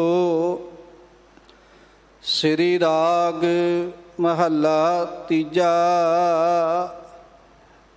ਸ੍ਰੀ ਰਾਗ ਦੇ ਅੰਦਰ ਤੀਸਰੇ ਪਾਤਸ਼ਾਹ ਧੰਨ ਧੰਨ ਸ੍ਰੀ ਗੁਰੂ ਅਮਰਦਾਸ ਮਹਾਰਾਜ ਜੀ ਦੇ ਮੁਬਾਰਕ ਮੁਖ ਤੋਂ ਉਚਾਰਨ ਕੀਤਾ ਹੋਇਆ ਇਹ ਅੰਮ੍ਰਿਤਮਈ ਸ਼ਬਦ ਹੈ, ਜੋ ਸ੍ਰੀ ਗੁਰੂ ਗ੍ਰੰਥ ਸਾਹਿਬ ਮਹਾਰਾਜ ਜੀ ਦੇ ਅੰਗ ਨੰਬਰ 29 ਅਤੇ 30 ਦੇ ਉੱਤੇ ਸੁਭਾਈਮਾਨ ਹੈ। ਘਰ ਹੀ ਸੌਦਾ ਪਾਈਐ, ਅੰਤਰ ਸਭ ਵਥ ਹੋਏ, ਖਿਨ ਖਿਨ ਨਾਮ ਸੰਭਾਲੀਐ, ਗੁਰਮੁਖ ਪਾਵੈ ਕੋਏ। ਸਾਧ ਸੰਗਤ, ਧੰਨ ਸ੍ਰੀ ਗੁਰੂ ਅਮਰਦਾਸ ਮਹਾਰਾਜ ਜੀ ਇਸੇ ਪਾਵਨ ਪਿੱਤਰ ਸ਼ਬਦ ਦੇ ਆਰੰਭ ਵਾਲੀਆਂ ਤੁਕਾਂ ਵਿੱਚ ਬੜੀ ਪਿਆਰੀ ਬਖਸ਼ਿਸ਼ ਕਰਕੇ ਸਮਝਾ ਰਹੇ ਨੇ। ਘਰ ਹੀ ਸੌਦਾ ਪਾਈਐ, ਅੰਤਰ ਸਭ ਵੱਥ ਹੋਏ। ਜਿਵੇਂ ਇੱਕ ਦੁਕਾਨਦਾਰ ਨੂੰ ਸੌਦਾ ਬਾਹਰੋਂ ਪਾਉਣਾ ਪੈਂਦਾ, ਮੁੱਕ ਜਾਂਦਾ ਤੇ ਫਿਰ ਲੈ ਕੇ ਆਉਂਦਾ, ਪਰ ਉਸ ਅਕਾਲ ਪੁਰਖ ਵਾਹਿਗੁਰੂ ਪਰਮੇਸ਼ਰ ਨੇ ਇੱਦਾਂ ਦੀ ਹੱਟੀ ਸਾਡੇ ਅੰਦਰ ਵੀ ਇੱਕ ਕਾਇਮ ਕੀਤੀ। ਸਾਧ ਸੰਗਤ, ਉਹ ਸੌਦਾ ਸਾਨੂੰ ਬਾਹਰੋਂ ਨਹੀਂ ਪਾਉਣਾ ਪੈਂਦਾ, ਉਹ ਸੌਦਾ ਇੱਕੋ ਵਾਰੀ ਪਰਮਾਤਮਾ ਨੇ ਸਾਡੇ ਅੰਦਰ ਪਾ ਦਿੱਤਾ ਹੈ, ਪਰ ਉਹਦਾ ਵਣਜ ਕਰਨ ਵਾਸਤੇ ਸਾਨੂੰ ਚੰਗੇ ਗੁਣਾਂ ਦਾ ਵਪਾਰ ਕਰਨਾ ਪਵੇਗਾ। ਵਣਜ ਕਰੋ ਵਣਜਾਰਿਓ, ਵਖਰ ਲੇਹੋ ਸੰਭਾਲ, ਤੈਸੀ ਵਸਤ ਵਿਸਾਹੀ ਹੈ ਜੈਸੀ ਨਿਭ ਹੈ ਨਾ। ਜਾਂ ਸਾਧ ਸੰਗਤ, ਆਪਾਂ ਗੁਰੂ ਸਾਹਿਬ ਜੀ ਦੇ ਮੁਬਾਰਕ ਬਚਨ ਪੜ੍ਹਦੇ ਹਾਂ ਕਿ ਪਰਮਾਤਮਾ ਨੇ ਸਾਡੇ ਹਿਰਦੇ ਰੂਪੀ ਘਰ ਦੇ ਅੰਦਰ ਹੀ ਬਹੁਤ ਸਾਰਾ ਸੌਦਾ ਜਿਹੜਾ ਉਹ ਪਾਇਆ ਹੋਇਆ। ਬਾਹਰੀ ਤੌਰ 'ਤੇ ਜਿਵੇਂ ਆਪਾਂ ਜ਼ਿਕਰ ਕਰਦੇ ਹਾਂ, ਜੋ ਕਿਛ ਪਾਇਆ ਸੋ ਏਕਾ ਵਾਰ। ਪਰਮਾਤਮਾ ਨੇ ਸਮੁੱਚੀ ਮਾਨਵਤਾ ਦੇ ਖਾਣ ਪੀਣ ਵਾਸਤੇ, ਭੰਡਾਰਿਆਂ ਵਾਸਤੇ ਜਿਹੜਾ ਮਾਨਵਤਾ ਨੂੰ ਸੌਦਾ ਚਾਹੀਦਾ ਹੈ, ਜੋ ਵਸਤੂਆਂ ਚਾਹੀਦੀਆਂ ਨੇ, ਰਹਿੰਦੀ ਦੁਨੀਆ ਤੱਕ ਮਾਨਵਤਾ ਵਾਸਤੇ ਜਿਹੜੀਆਂ ਚੀਜ਼ਾਂ ਦੀ ਲੋੜ ਹੈ ਉਹ ਪਰਮਾਤਮਾ ਬਾਰ-ਬਾਰ ਸੰਸਾਰ ਤੇ ਪੈਦਾ ਨਹੀਂ ਕਰਦਾ। ਉਹਨੇ ਜੋ ਕੁਝ ਵੀ ਪੈਦਾ ਕਰਨਾ, ਸੋਨੇ ਦੀਆਂ ਖਦਾਨਾਂ, ਵੱਡੀਆਂ ਵੱਡੀਆਂ ਸਾਧ ਸੰਗਤ ਸੰਸਾਰ ਦੇ ਉੱਤੇ ਚਾਂਦੀ ਦੀਆਂ ਖਦਾਨਾਂ ਕਹਿ ਦਈਏ, ਆਹ ਧਰਤੀ ਦੇ ਵਿੱਚੋਂ ਸਾਰਾ ਕੁਝ ਪ੍ਰਾਪਤ ਹੁੰਦਾ ਹੈ। ਲੂਣ ਦੀਆਂ ਖਦਾਨਾਂ ਵੀ ਪਰਮਾਤਮਾ ਨੇ ਧਰਤੀ ਦੇ ਵਿੱਚ ਹੀ ਪੈਦਾ ਕੀਤੀਆਂ ਨੇ। ਜਿੰਨਾ ਸੌਦਾ ਸਾਨੂੰ ਸੰਸਾਰ 'ਤੇ ਚਾਹੀਦਾ ਹੈ ਨਾ, ਭਾਵੇਂ ਉਹ ਵੱਡੀਆਂ ਵੱਡੀਆਂ ਕੋਲੇ ਦੀਆਂ ਖਦਾਨਾਂ ਹੋਣ, ਭਾਵੇਂ ਸਾਧ ਸੰਗਤ ਕਿਸੇ ਪ੍ਰਕਾਰ ਦੀ ਵੀ ਕੋਈ ਖਦਾਨ ਹੋਵੇ ਜੋ ਧਰਤੀ ਦੇ ਵਿੱਚ ਪਰਮਾਤਮਾ ਨੇ ਇੰਨਾ ਕੁਝ ਲੁਕਾਇਆ ਹੋਇਆ, ਔਰ ਸਾਧ ਸੰਗਤ ਇਹ ਸਾਰਾ ਕੁਝ ਪਰਮਾਤਮਾ ਨੇ ਇੱਕੋ ਵਾਰੀ ਧਰਤੀ 'ਤੇ ਪੈਦਾ ਕਰ ਦਿੱਤਾ ਹੈ। ਬਾਰ-ਬਾਰ ਉਹ ਕਦੇ ਸੰਸਾਰ ਦੇ ਉੱਤੇ ਵਸਤੂਆਂ ਪੈਦਾ ਨਹੀਂ ਕਰਦਾ। ਤੇ ਗੁਰੂ ਸਾਹਿਬ ਜੀ ਕਹਿੰਦੇ ਇਸੇ ਤਰ੍ਹਾਂ ਪਰਮਾਤਮਾ ਨੇ ਮਨੁੱਖ ਦੇ ਹਿਰਦੇ ਰੂਪੀ ਘਰ ਦੇ ਅੰਦਰ ਵੀ ਅੰਮ੍ਰਿਤ ਰੂਪੀ ਨਾਮ ਦਾ ਟਿਕਾਣਾ ਜਿਹੜਾ ਉਹ ਕੀਤਾ ਹੋਇਆ ਹੈ। ਔਰ ਸਾਧ ਸੰਗਤ ਜਿਹੜਾ ਮਨੁੱਖ ਪਰਮਾਤਮਾ ਦੇ ਨਾਮ ਦੇ ਨਾਲ ਜੁੜਦਾ, ਜੋ ਖੋਜੈ ਸੋ ਪਾਵੈ। ਜਿਹੜਾ ਖੋਜ ਕਰਦਾ ਉਹ ਹਿਰਦੇ ਰੂਪੀ ਘਰ ਦੇ ਵਿੱਚੋਂ ਉਹ ਵੱਖ-ਵੱਖ ਸੌਦੇ ਜਿਹੜੇ ਆ ਉਹ ਪ੍ਰਾਪਤ ਕਰ ਲੈਂਦਾ। ਗੁਰੂ ਸਾਹਿਬ ਜੀ ਦੇ ਸਾਨੂੰ ਮੁਬਾਰਕ ਬਚਨ ਇਸ ਗੱਲ ਵੱਲ ਇਸ਼ਾਰਾ ਕਰਦੇ ਨੇ ਕਿ ਘਰ ਹੀ ਮੈਂ ਅੰਮ੍ਰਿਤ ਭਰਪੂਰ ਹੈ, ਮਨ ਮੁਖਾਂ ਸਾਧ ਨਾ ਪਾਇਆ। ਹੁਣ ਸਾਧ ਸੰਗਤ ਹਿਰਦੇ ਰੂਪੀ ਘਰ ਦੇ ਅੰਦਰ ਅੰਮ੍ਰਿਤ ਦਾ ਖੂਹ ਭਰਿਆ ਪਿਆ, ਪਰ ਇਹਦੇ ਵਿੱਚ ਲੋਕ ਕੋਈ ਸ਼ਰਾਬ ਪਾ ਦਿੰਦਾ ਹੈ, ਕੋਈ ਕਿਸੇ ਪ੍ਰਕਾਰ ਦਾ ਨਸ਼ਾ ਪਾ ਦਿੰਦਾ ਹੈ, ਆਪਣੇ ਹਿਰਦੇ ਰੂਪੀ ਘਰ ਦੀ ਸਟੇਜ ਨੂੰ, ਅੰਤਰ ਆਤਮੇ ਨੂੰ ਗੰਦਲਾ ਕਰ ਦਿੰਦਾ ਹੈ।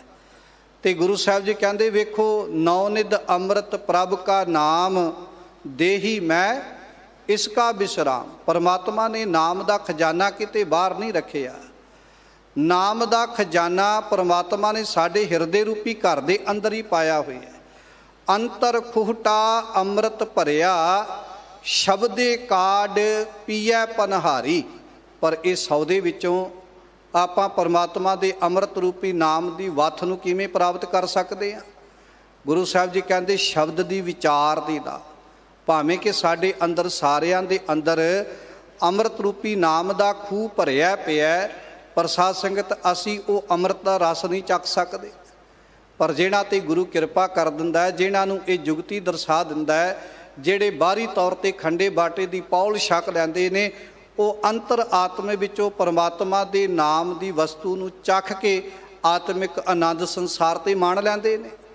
ਪਰ ਜਿਹਨਾਂ ਨੂੰ ਇਸ ਅੰਮ੍ਰਿਤ ਦੀ ਸਾਰ ਨਹੀਂ, ਗੁਰੂ ਸਾਹਿਬ ਜੀ ਕਹਿੰਦੇ ਐਸੇ ਮਨੁੱਖ ਜਿਹੜੇ ਅੰਮ੍ਰਿਤ ਦੀ ਸਾਰ ਨੂੰ ਨਹੀਂ ਜਾਣਦੇ, ਅੰਮ੍ਰਿਤ ਦੀ ਕਦਰ ਨੂੰ ਨਹੀਂ ਜਾਣਦੇ, ਉਹਨਾਂ ਦੇ ਹਿਰਦੇ ਰੂਪੀ ਘਰ ਵਿੱਚ ਪਿਆ ਹੋਇਆ ਅੰਮ੍ਰਿਤ ਜਿਹੜਾ ਹੈ, ਉਹਨਾਂ ਨੂੰ ਉਹਦੀ ਸਾਰ ਨਾ ਹੋਣ ਕਰਕੇ ਉਹ ਆਪਣਾ ਜੀਵਨ ਸੰਸਾਰ 'ਤੇ ਅਜਾਈਂ ਅਤੇ ਵਿਅਰਥ ਗਵਾ ਕੇ ਚਲਾ ਜਾਂਦੇ।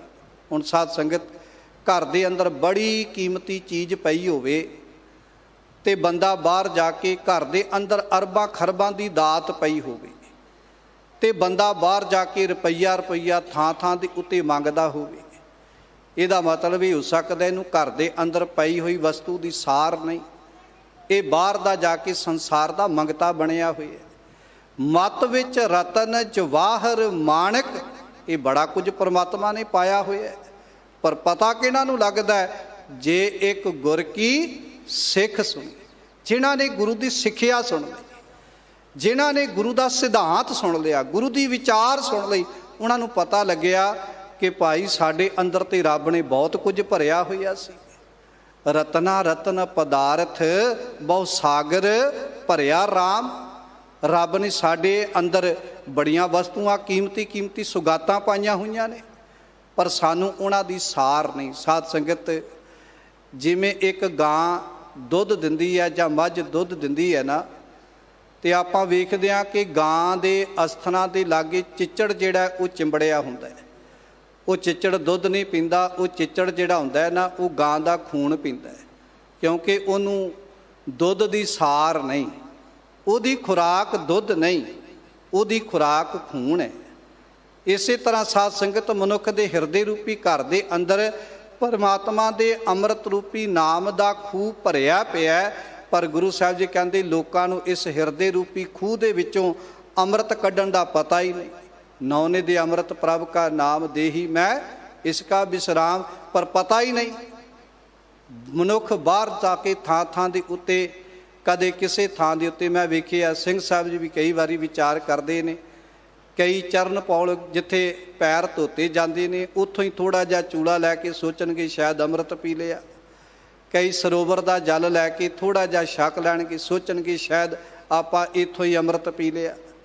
ਕਹਿਣ ਤੋਂ ਮੁਰਾਦ ਇਹ ਹੈ ਸਾਧ ਸੰਗਤ, ਕਈ ਇੱਦਾਂ ਦੇ ਵੀ ਪੁਰਾਣੀ ਵੇਖੇ ਗਏ ਜਿਸ ਵਕਤ ਬੱਚੇ ਨੂੰ ਸਾਧ ਸੰਗਤ ਆਪਾਂ ਅੰਮ੍ਰਿਤ ਦੀ ਗੁੜਤੀ ਦਿੰਦੇ, ਉਹ ਪਤਾ ਕੀ ਕਹਿਣਗੇ ਵੀ ਆਪਾਂ ਬੱਚੇ ਨੂੰ ਅੰਮ੍ਰਿਤ ਛਕਾ ਦਿੱਤਾ ਜੀ। ਪੁੱਛਿਆ ਜੀ ਕਦੋਂ? ਕਹਿੰਦੇ ਜਦੋਂ ਬੱਚੇ ਦਾ ਜਨਮ ਹੋਇਆ ਸੀ ਨਾ, ਸਿੰਘ ਸਾਹਿਬ ਜੀ ਆਏ ਸੀ, ਉਹਨਾਂ ਨੇ ਬੱਚੇ ਨੂੰ ਅੰਮ੍ਰਿਤ ਦੀ ਗੁੜਤੀ ਦਿੱਤੀ ਸੀ ਤੇ ਆਪਾਂ ਤੇ ਉਦੋਂ ਹੀ ਬੱਚੇ ਨੂੰ ਅੰਮ੍ਰਿਤ ਛਕਾ ਦਿੱਤਾ। ਕਹਿਣ ਤੋਂ ਮੁਰਾਦ ਸਾਧ ਸੰਗਤ, ਅੰਮ੍ਰਿਤ ਛਕਾਉਣ ਦਾ ਅਧਿਕਾਰ ਕਿਸੇ ਇੱਕ ਨੂੰ ਨਹੀਂ, ਉਹ ਅੰਮ੍ਰਿਤ ਦੀ ਗੁੜਤੀ ਦਿੱਤੀ ਹੈ। ਅੰਮ੍ਰਿਤ ਛਕਾਉਣ ਦਾ ਅਧਿਕਾਰ ਕੇਵਲ ਤੇ ਕੇਵਲ 5 ਪਿਆਰਿਆਂ ਦੇ ਕੋਲ ਹੈ। ਧੰਨ ਗੁਰੂ ਕਲਗੀਧਰ ਪਿਤਾ ਨੇ 5 ਪਿਆਰਿਆਂ ਨੂੰ ਇਹ ਅੰਮ੍ਰਿਤ ਛਕਾਉਣ ਦਾ ਅਧਿਕਾਰ ਬਖਸ਼ਿਸ਼ ਕੀਤਾ ਹੈ। ਔਰ ਸਾਧ ਸੰਗਤ ਇਹ ਨਹੀਂ ਕਿ ਜੇ ਆਪਾਂ ਬਚਪਨ ਦੇ ਵਿੱਚ ਬੱਚੇ ਨੂੰ ਅੰਮ੍ਰਿਤ ਦੀ ਗੁੜਤੀ ਦੇ ਦਿੱਤੀ ਤੇ ਵੱਡੇ ਹੋ ਕੇ ਆਪਾਂ ਬੱਚੇ ਨੂੰ ਖੰਡੇ ਬਾਟੇ ਦੀ ਪੌਲ ਨਾ ਛਕਾਈਏ। ਕਹਿਣ ਤੋਂ ਮੁਰਾਦ ਭਾਵੇਂ ਕਿ ਸਾਡੇ ਅੰਦਰ ਅੰਮ੍ਰਿਤ ਦਾ ਖੂਹ ਭਰਿਆ ਪਿਆ, ਗੁਰੂ ਸਾਹਿਬ ਜੀ ਕਹਿੰਦੇ ਨੇ ਮਨੁੱਖ ਨੂੰ ਕੱਢਣ ਦੀ ਜੁਗਤੀ ਨਹੀਂ। ਪਰ ਸਾਧ ਸੰਗਤ ਕਈ ਸਵਾਲ ਪਤਾ ਕੀ ਕਰਨਗੇ, ਉਹ ਕਹਿੰਦੇ ਜੇ ਅੰਦਰ ਅੰਮ੍ਰਿਤ ਦਾ ਖੂਹ ਭਰਿਆ ਪਿਆ ਤੇ ਫਿਰ ਬਾਹਰੋਂ ਅੰਮ੍ਰਿਤ ਛਕਣ ਦੀ ਕੀ ਜ਼ਰੂਰਤ ਹੈ? ਬਾਹਰੋਂ ਅੰਮ੍ਰਿਤ ਛਕਣ ਦੀ ਕੀ ਜ਼ਰੂਰਤ ਹੈ?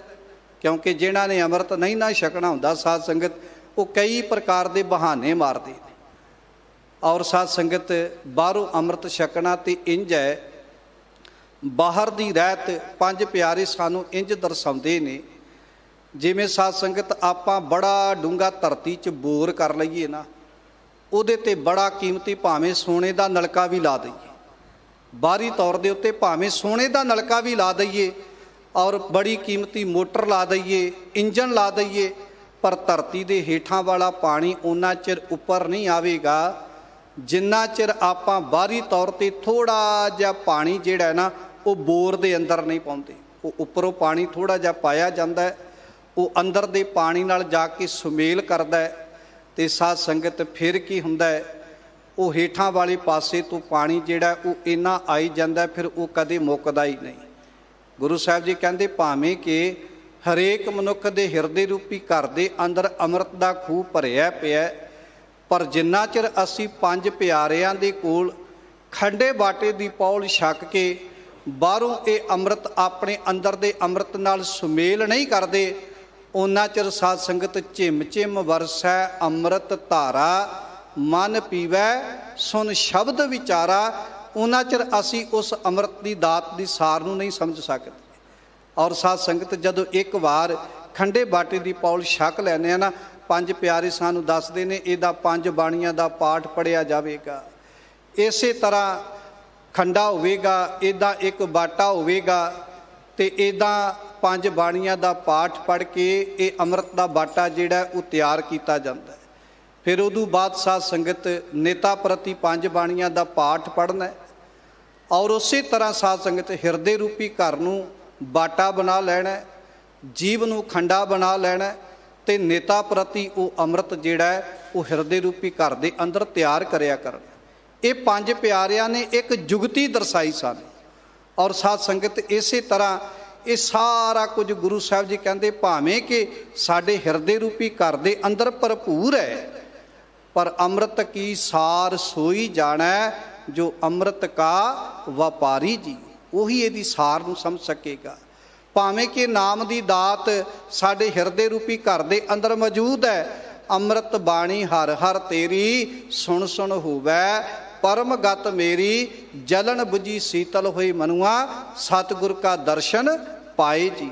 ਔਰ ਸਾਧ ਸੰਗਤ ਇਸੇ ਤਰ੍ਹਾਂ ਗੁਰੂ ਸਾਹਿਬ ਜੀ ਸਾਨੂੰ ਅੱਜ ਦੇ ਮੁਬਾਰਕ ਸ਼ਬਦ ਦੀਆਂ ਆਰੰਭ ਵਾਲੀਆਂ ਤੁਕਾਂ ਵਿੱਚ ਸਮਝਾ ਰਹੇ ਨੇ। ਪਰਮਾਤਮਾ ਨੇ ਸਾਰਾ ਕੁਝ ਸਾਡੇ ਹਿਰਦੇ ਰੂਪੀ ਘਰ ਦੇ ਅੰਦਰ ਪਾਇਆ ਹੋਇਆ ਹੈ, ਪਰ ਸਾਧ ਸੰਗਤ ਘਰ ਹੀ ਸੌਦਾ ਪਾਈ ਹੈ, ਅੰਤਰ ਸਭ ਵੱਤ ਹੋਏ ਖਿਨ ਖਿਨ ਨਾਮ ਸੰਭਾਲੀ ਹੈ, ਗੁਰਮੁਖ ਪਾਵੈ ਕੋਏ। ਪਰ ਪਰਮਾਤਮਾ ਦੇ ਨਾਮ ਦੀ ਸੰਭਾਲ ਕਰਨੀ ਇਹ ਜੁਗਤੀ ਕੇਵਲ ਤੇ ਕੇਵਲ ਗੁਰਮੁਖ ਨੂੰ ਸਮਝ ਆਉਂਦੀ ਹੈ। ਜਿਹੜਾ ਗੁਰੂ ਦੀ ਬਾਣੀ ਪੜ੍ਹਦਾ ਹੈ, ਪਰਮਾਤਮਾ ਦਾ ਨਾਮ ਜਪਦਾ ਹੈ, ਉਹਨੂੰ ਪਤਾ ਹੈ ਹਿਰਦੇ ਰੂਪੀ ਘਰ ਦੇ ਅੰਦਰ ਅੰਮ੍ਰਿਤ ਨੂੰ ਕਿਵੇਂ ਸੰਭਾਲਿਆ ਜਾ ਸਕਦਾ ਹੈ, ਪਰਮਾਤਮਾ ਦੇ ਨਾਮ ਦੀ ਸੰਭਾਲ ਕਿਵੇਂ ਕੀਤੀ ਜਾ ਸਕਦੀ ਹੈ, ਜੀਵਨ ਨੂੰ ਕਿਵੇਂ ਦਾ ਬਣਾਵਾਂਗੇ ਤੇ ਪਰਮਾਤਮਾ ਦੀ ਬਖਸ਼ਿਸ਼ ਦੇ ਪਾਤਰ ਬਣਾਂਗੇ। ਧੰਨ ਗੁਰੂ ਅਮਰਦਾਸ ਮਹਾਰਾਜ ਜੀ ਦੇ ਇਸੇ ਪੰਕਤੀ ਦੇ ਅਗਲੇ ਪਾਸੇ ਗੁਰੂ ਸਾਹਿਬ ਜੀ ਬੜੀ ਪਿਆਰੀ ਵਿਚਾਰ ਸਮਝਾ ਰਹੇ ਨੇ। ਨਾਮ ਨਿਧਾਨ ਅਖੁੱਟ ਹੈ, ਵਡ ਭਾਗ ਪ੍ਰਾਪਤ ਹੋਏ। ਇਹ ਨਾਮ ਦਾ ਖਜ਼ਾਨਾ ਸਾਧ ਸੰਗਤ ਅਖੁੱਟ ਹੈ। ਅਖੁੱਟ ਕਹਿੰਦੇ ਨੇ ਜਿਹੜਾ ਕਦੇ ਮੁੱਕਦਾ ਨਹੀਂ। ਇੱਕ ਤੇ ਹੁੰਦਾ ਸਾਧ ਸੰਗਤ ਕਿਸੇ ਨੇ ਕਿਸੇ ਦੇ ਕੰਨ ਵਿੱਚ ਫੂਕਰ ਮਾਰ ਕੇ ਨਾਮਦਾਨ ਦਿੱਤਾ, ਤੇ ਜਿਹਦੇ ਕੰਨ ਵਿੱਚ ਫੂਕਰ ਮਾਰ ਕੇ ਨਾਮਦਾਨ ਦਿੱਤਾ ਤੇ ਨਾਲ ਇਹ ਵੀ ਗੱਲ ਕਹਿ ਦਿੱਤੀ ਤੂੰ ਇਹ ਅੱਗੇ ਕਿਸੇ ਲਾਗੇ ਦੱਸਣਾ ਨਹੀਂ। ਉਹ ਪੁੱਛਦਾ ਬੜੇ ਪਿਆਰ ਦੇ ਨਾਲ, ਜੇ ਦੱਸ ਦਿੱਤਾ ਤੇ ਕੀ ਹੋਵੇਗਾ? ਉਹ ਕਹਿੰਦੇ ਫਿਰ ਤੇਰੇ ਕੋਲੋਂ ਮੁੱਕ ਜਾਵੇਗਾ ਤੇ ਉਹਦੇ ਕੋਲ ਚਲਾ ਜਾਵੇਗਾ। ਵੇਖੋ ਕਿੱਡਾ ਵੱਡਾ ਵਹਿਮ ਪਾਇਆ ਜਾਂਦਾ। ਕਹਿੰਦੇ ਫਿਰ ਤੇਰੇ ਕੋਲੋਂ ਮੁੱਕ ਜਾਵੇਗਾ ਤੇ ਉਹਦੇ ਕੋਲ ਚਲਾ ਜਾਵੇਗਾ। ਤੇ ਸਾਡੇ ਗੁਰੂ ਨੇ ਇੱਕ ਗੱਲ ਕਹੀ, ਇਹ ਨਾਮ ਦਾ ਖਜ਼ਾਨਾ ਵੀ ਕਦੇ ਮੁੱਕਣ ਵਾਲਾ।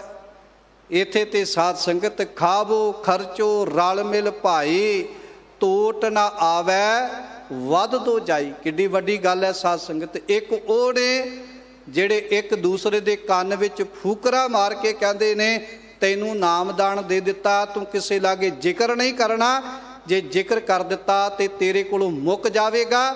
ਤੇ ਇੱਕ ਸਾਧ ਸੰਗਤ ਸਾਡਾ ਗੁਰੂ ਹੈ ਜਿਹੜਾ ਸਾਨੂੰ ਬਾਰ-ਬਾਰ ਉਪਦੇਸ਼ ਕਰਦਾ ਹੈ, ਆਪ ਜਪੈ ਅਵਰੈ ਨਾਮ ਜਪਾਵੈ, ਸੁਣਤ ਕਹਿਤ ਰਹਿਤ ਗਤ ਪਾਵੈ।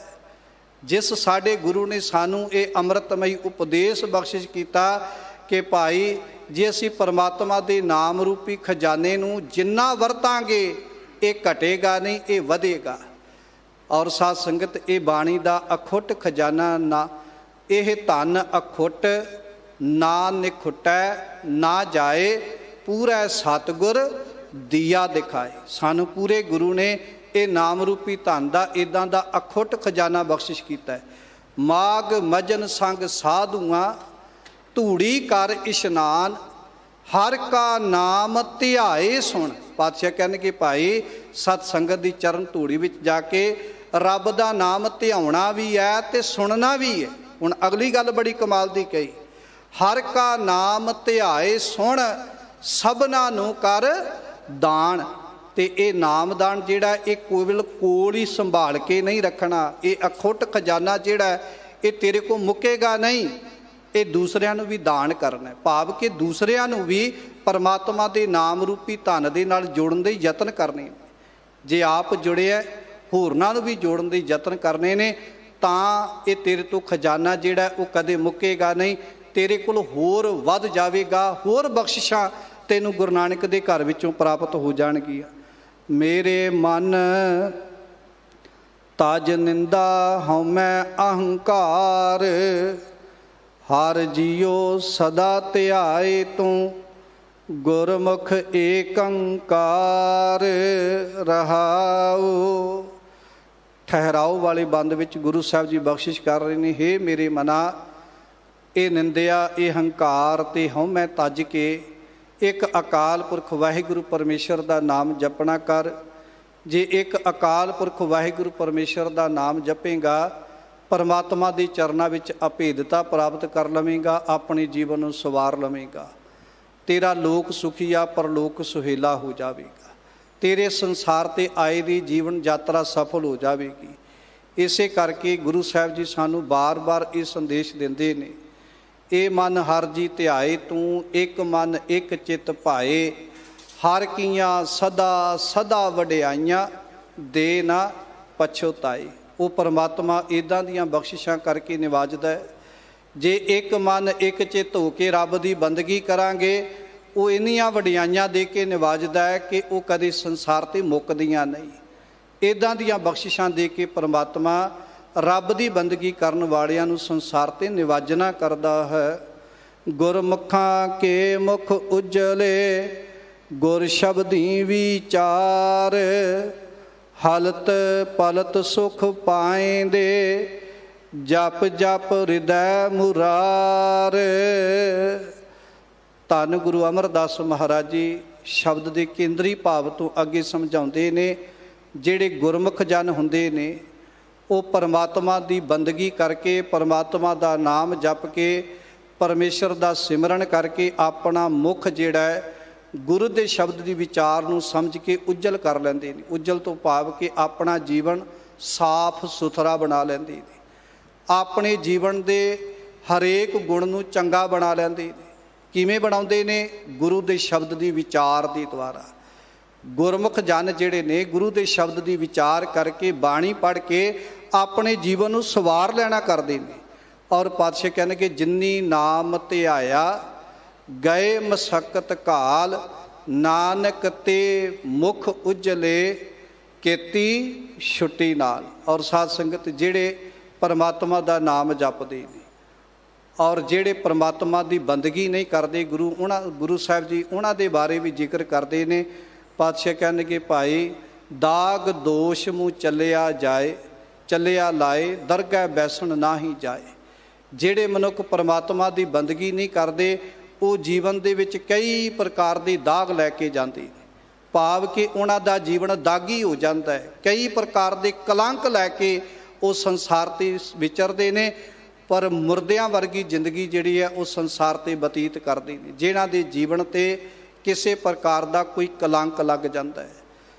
ਔਰ ਸਾਧ ਸੰਗਤ ਐਸੇ ਮਨੁੱਖ ਦਾਗੀ ਜ਼ਿੰਦਗੀ ਲੈ ਕੇ ਸੰਸਾਰ ਦੇ ਉੱਤੇ ਆਪਣਾ ਜੀਵਨ ਬਤੀਤ ਕਰਦੇ ਨੇ। ਨਾ ਉਹਨਾਂ ਦਾ ਲੋਕ ਸੁਖੀਆ ਹੁੰਦਾ ਅਤੇ ਨਾ ਪਰਲੋਕ ਸੁਹੇਲਾ ਹੁੰਦਾ। ਜਿਹੜੇ ਰੱਬ ਦੀ ਬੰਦਗੀ ਕਰਕੇ ਆਪਣੇ ਜੀਵਨ ਨੂੰ ਸਵਾਰ ਲੈਂਦੇ ਨੇ, ਜਿਨ੍ਹਾਂ ਨੇ ਗੱਲੀ ਅਸੀਂ ਚੰਗੀਆਂ ਅਚਾਰੀ ਬੁਰੀਆਂ, ਮਨੋ ਕਸੁੱਧਾਂ ਕਾਲੀਆਂ ਬਾਹਰ ਚਿਟਵੀਆਂ, ਜਿਨ੍ਹਾਂ ਦੇ ਅੰਦਰ ਕਰਤੂਤਾਂ ਕਾਲੀਆਂ ਨੇ, ਜਿਹੜੇ ਸੰਸਾਰ ਦੇ ਉੱਤੇ ਕਰਮ ਮਾੜੇ ਕਰਦੇ ਨੇ। ਗੁਰੂ ਪਾਤਸ਼ਾਹ ਕਹਿਣਗੇ ਐਸੇ ਮਨੁੱਖ ਆਪਣੇ ਜੀਵਨ ਦੇ ਅੰਦਰ ਦਾਗ ਤੇ ਦੋਸ਼ ਲੈ ਕੇ ਸੰਸਾਰ ਤੋਂ ਜਾਂਦੇ ਨੇ। ਉਹਨਾਂ ਨੂੰ ਪਰਮਾਤਮਾ ਦੇ ਚਰਨਾਂ ਦੇ ਵਿੱਚ ਵੀ ਢੋਈ ਪ੍ਰਾਪਤ ਨਹੀਂ ਹੁੰਦੀ।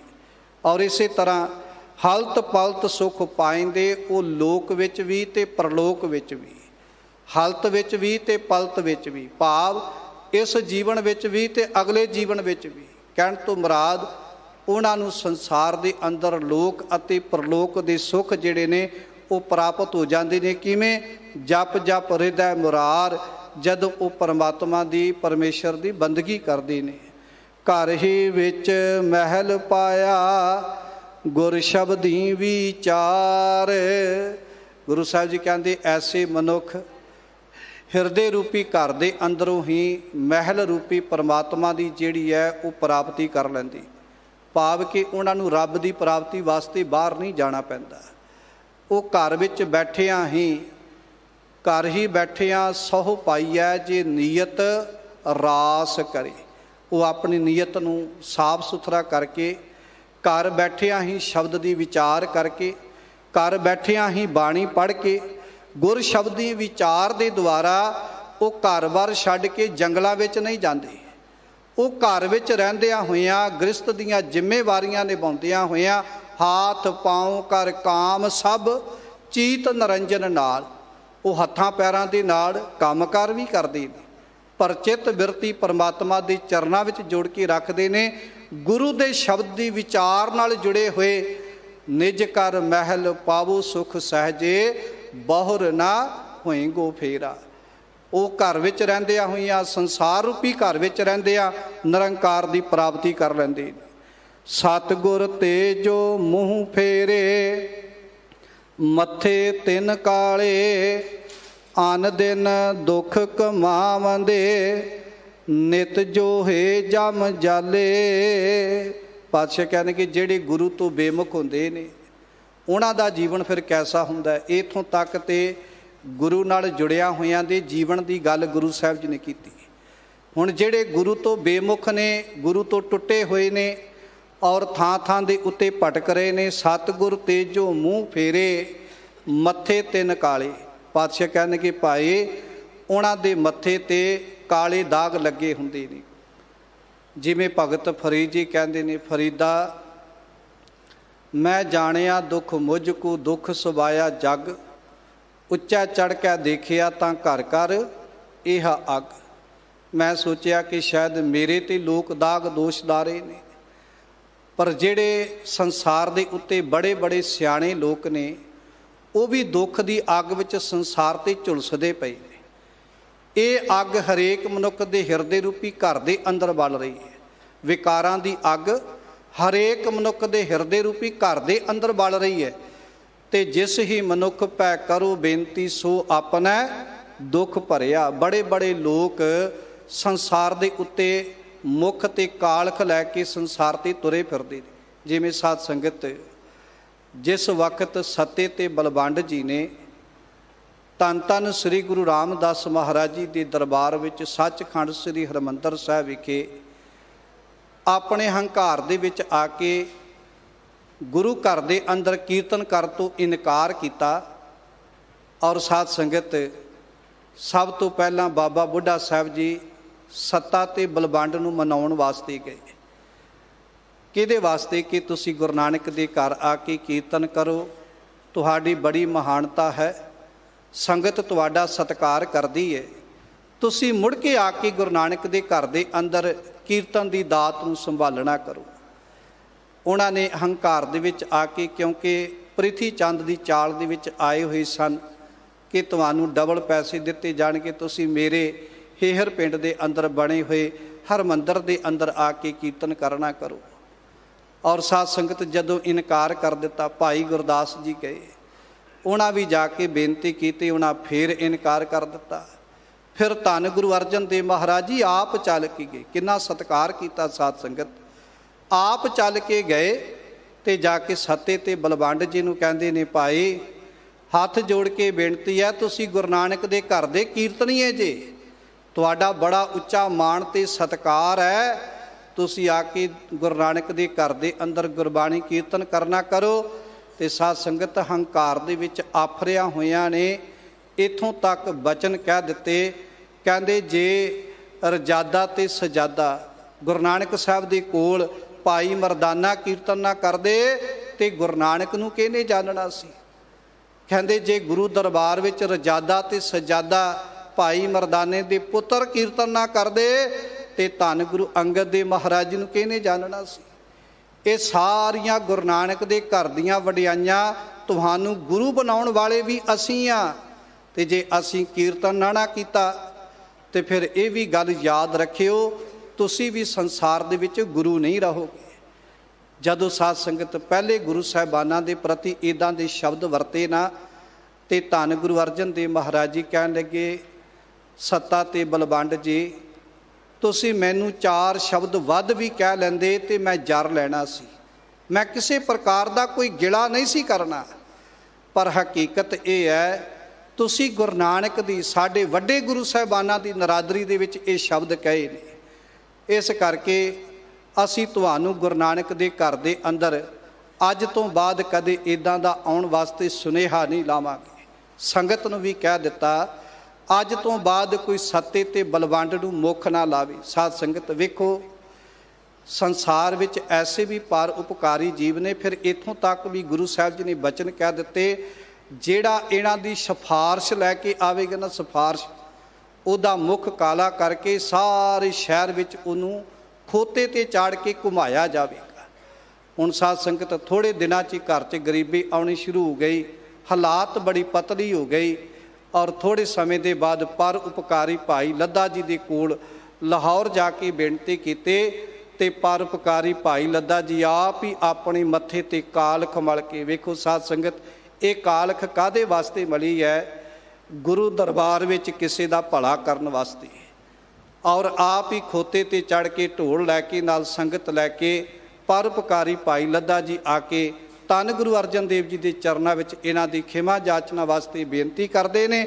ਔਰ ਧੰਨ ਗੁਰੂ ਅਰਜਨ ਦੇਵ ਮਹਾਰਾਜ ਜੀ ਮੱਥੇ ਤੇ ਕਾਲਖ ਮਲਣ ਵਾਲੇ ਪਰਉਪਕਾਰੀ ਭਾਈ ਲੱਦੇ ਦੇ ਜੀਵਨ ਤੋਂ ਇੰਨਾ ਪ੍ਰਭਾਵਿਤ ਨੇ, ਇੰਨੀ ਜਾਣਦੇ ਨੇ। ਸਤਿਗੁਰੂ ਕਹਿਣ ਲੱਗੇ, ਭਾਈ ਲੱਦਾ ਜੀ ਤੁਹਾਨੂੰ ਇਹ ਸਾਰਾ ਕੁਝ ਕਰਨ ਦੀ ਲੋੜ ਨਹੀਂ ਸੀ, ਤੁਸੀਂ ਵੈਸੇ ਵੀ ਆ ਜਾਂਦੇ ਨਾ ਤੇ ਗੁਰੂ ਨਾਨਕ ਦੇ ਘਰ ਵਿੱਚ ਅਸੀਂ ਇਹਨਾਂ ਨੂੰ ਤਾਂ ਵੀ ਬਖਸ਼ ਦੇਣਾ ਸੀ। ਸਾਧ ਸੰਗਤ ਇੱਕ ਉਹ ਮਨੁੱਖ ਨੇ ਜਿਨ੍ਹਾਂ ਦਾ ਜੀਵਨ ਬੜਾ ਸਾਫ ਸੁਥਰਾ ਹੈ, ਪਰ ਜੇ ਉਹ ਮੱਥੇ ਤੇ ਕਾਲਖ ਵੀ ਮਲ ਲੈਂਦੇ ਨੇ ਤੇ ਬਾਹਰ ਦੀ ਕਾਲਖ ਵੀ ਉਹਨਾਂ ਦੇ ਜੀਵਨ ਨੂੰ ਗੰਦਲਾ ਨਹੀਂ ਕਰ ਸਕਦੀ।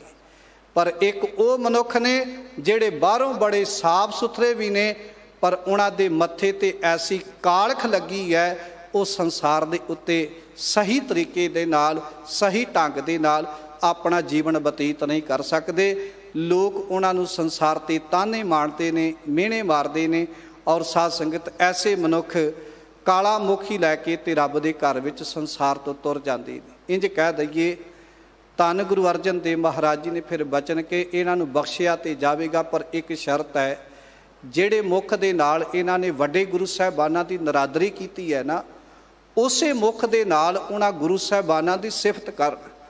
ਔਰ ਸਾਧ ਸੰਗਤ ਫਿਰ ਰਾਏ ਬਲਵੰਡ ਤਥਾ ਸਤੈ ਡੂਮ ਆਕੀ ਰਾਮਕਲੀ ਰਾਗ ਦੇ ਅੰਦਰ ਵਾਰ ਜੋ ਰਾਏ ਬਲਵੰਡ ਤੇ ਸਤੈ ਡੂਮ ਨੇ ਉਚਾਰਨ ਕੀਤੀ, ਉਹਦੇ ਵਿੱਚ ਗੁਰੂ ਸਾਹਿਬਾਨਾਂ ਦੀ ਵਡਿਆਈ ਕੀਤੀ।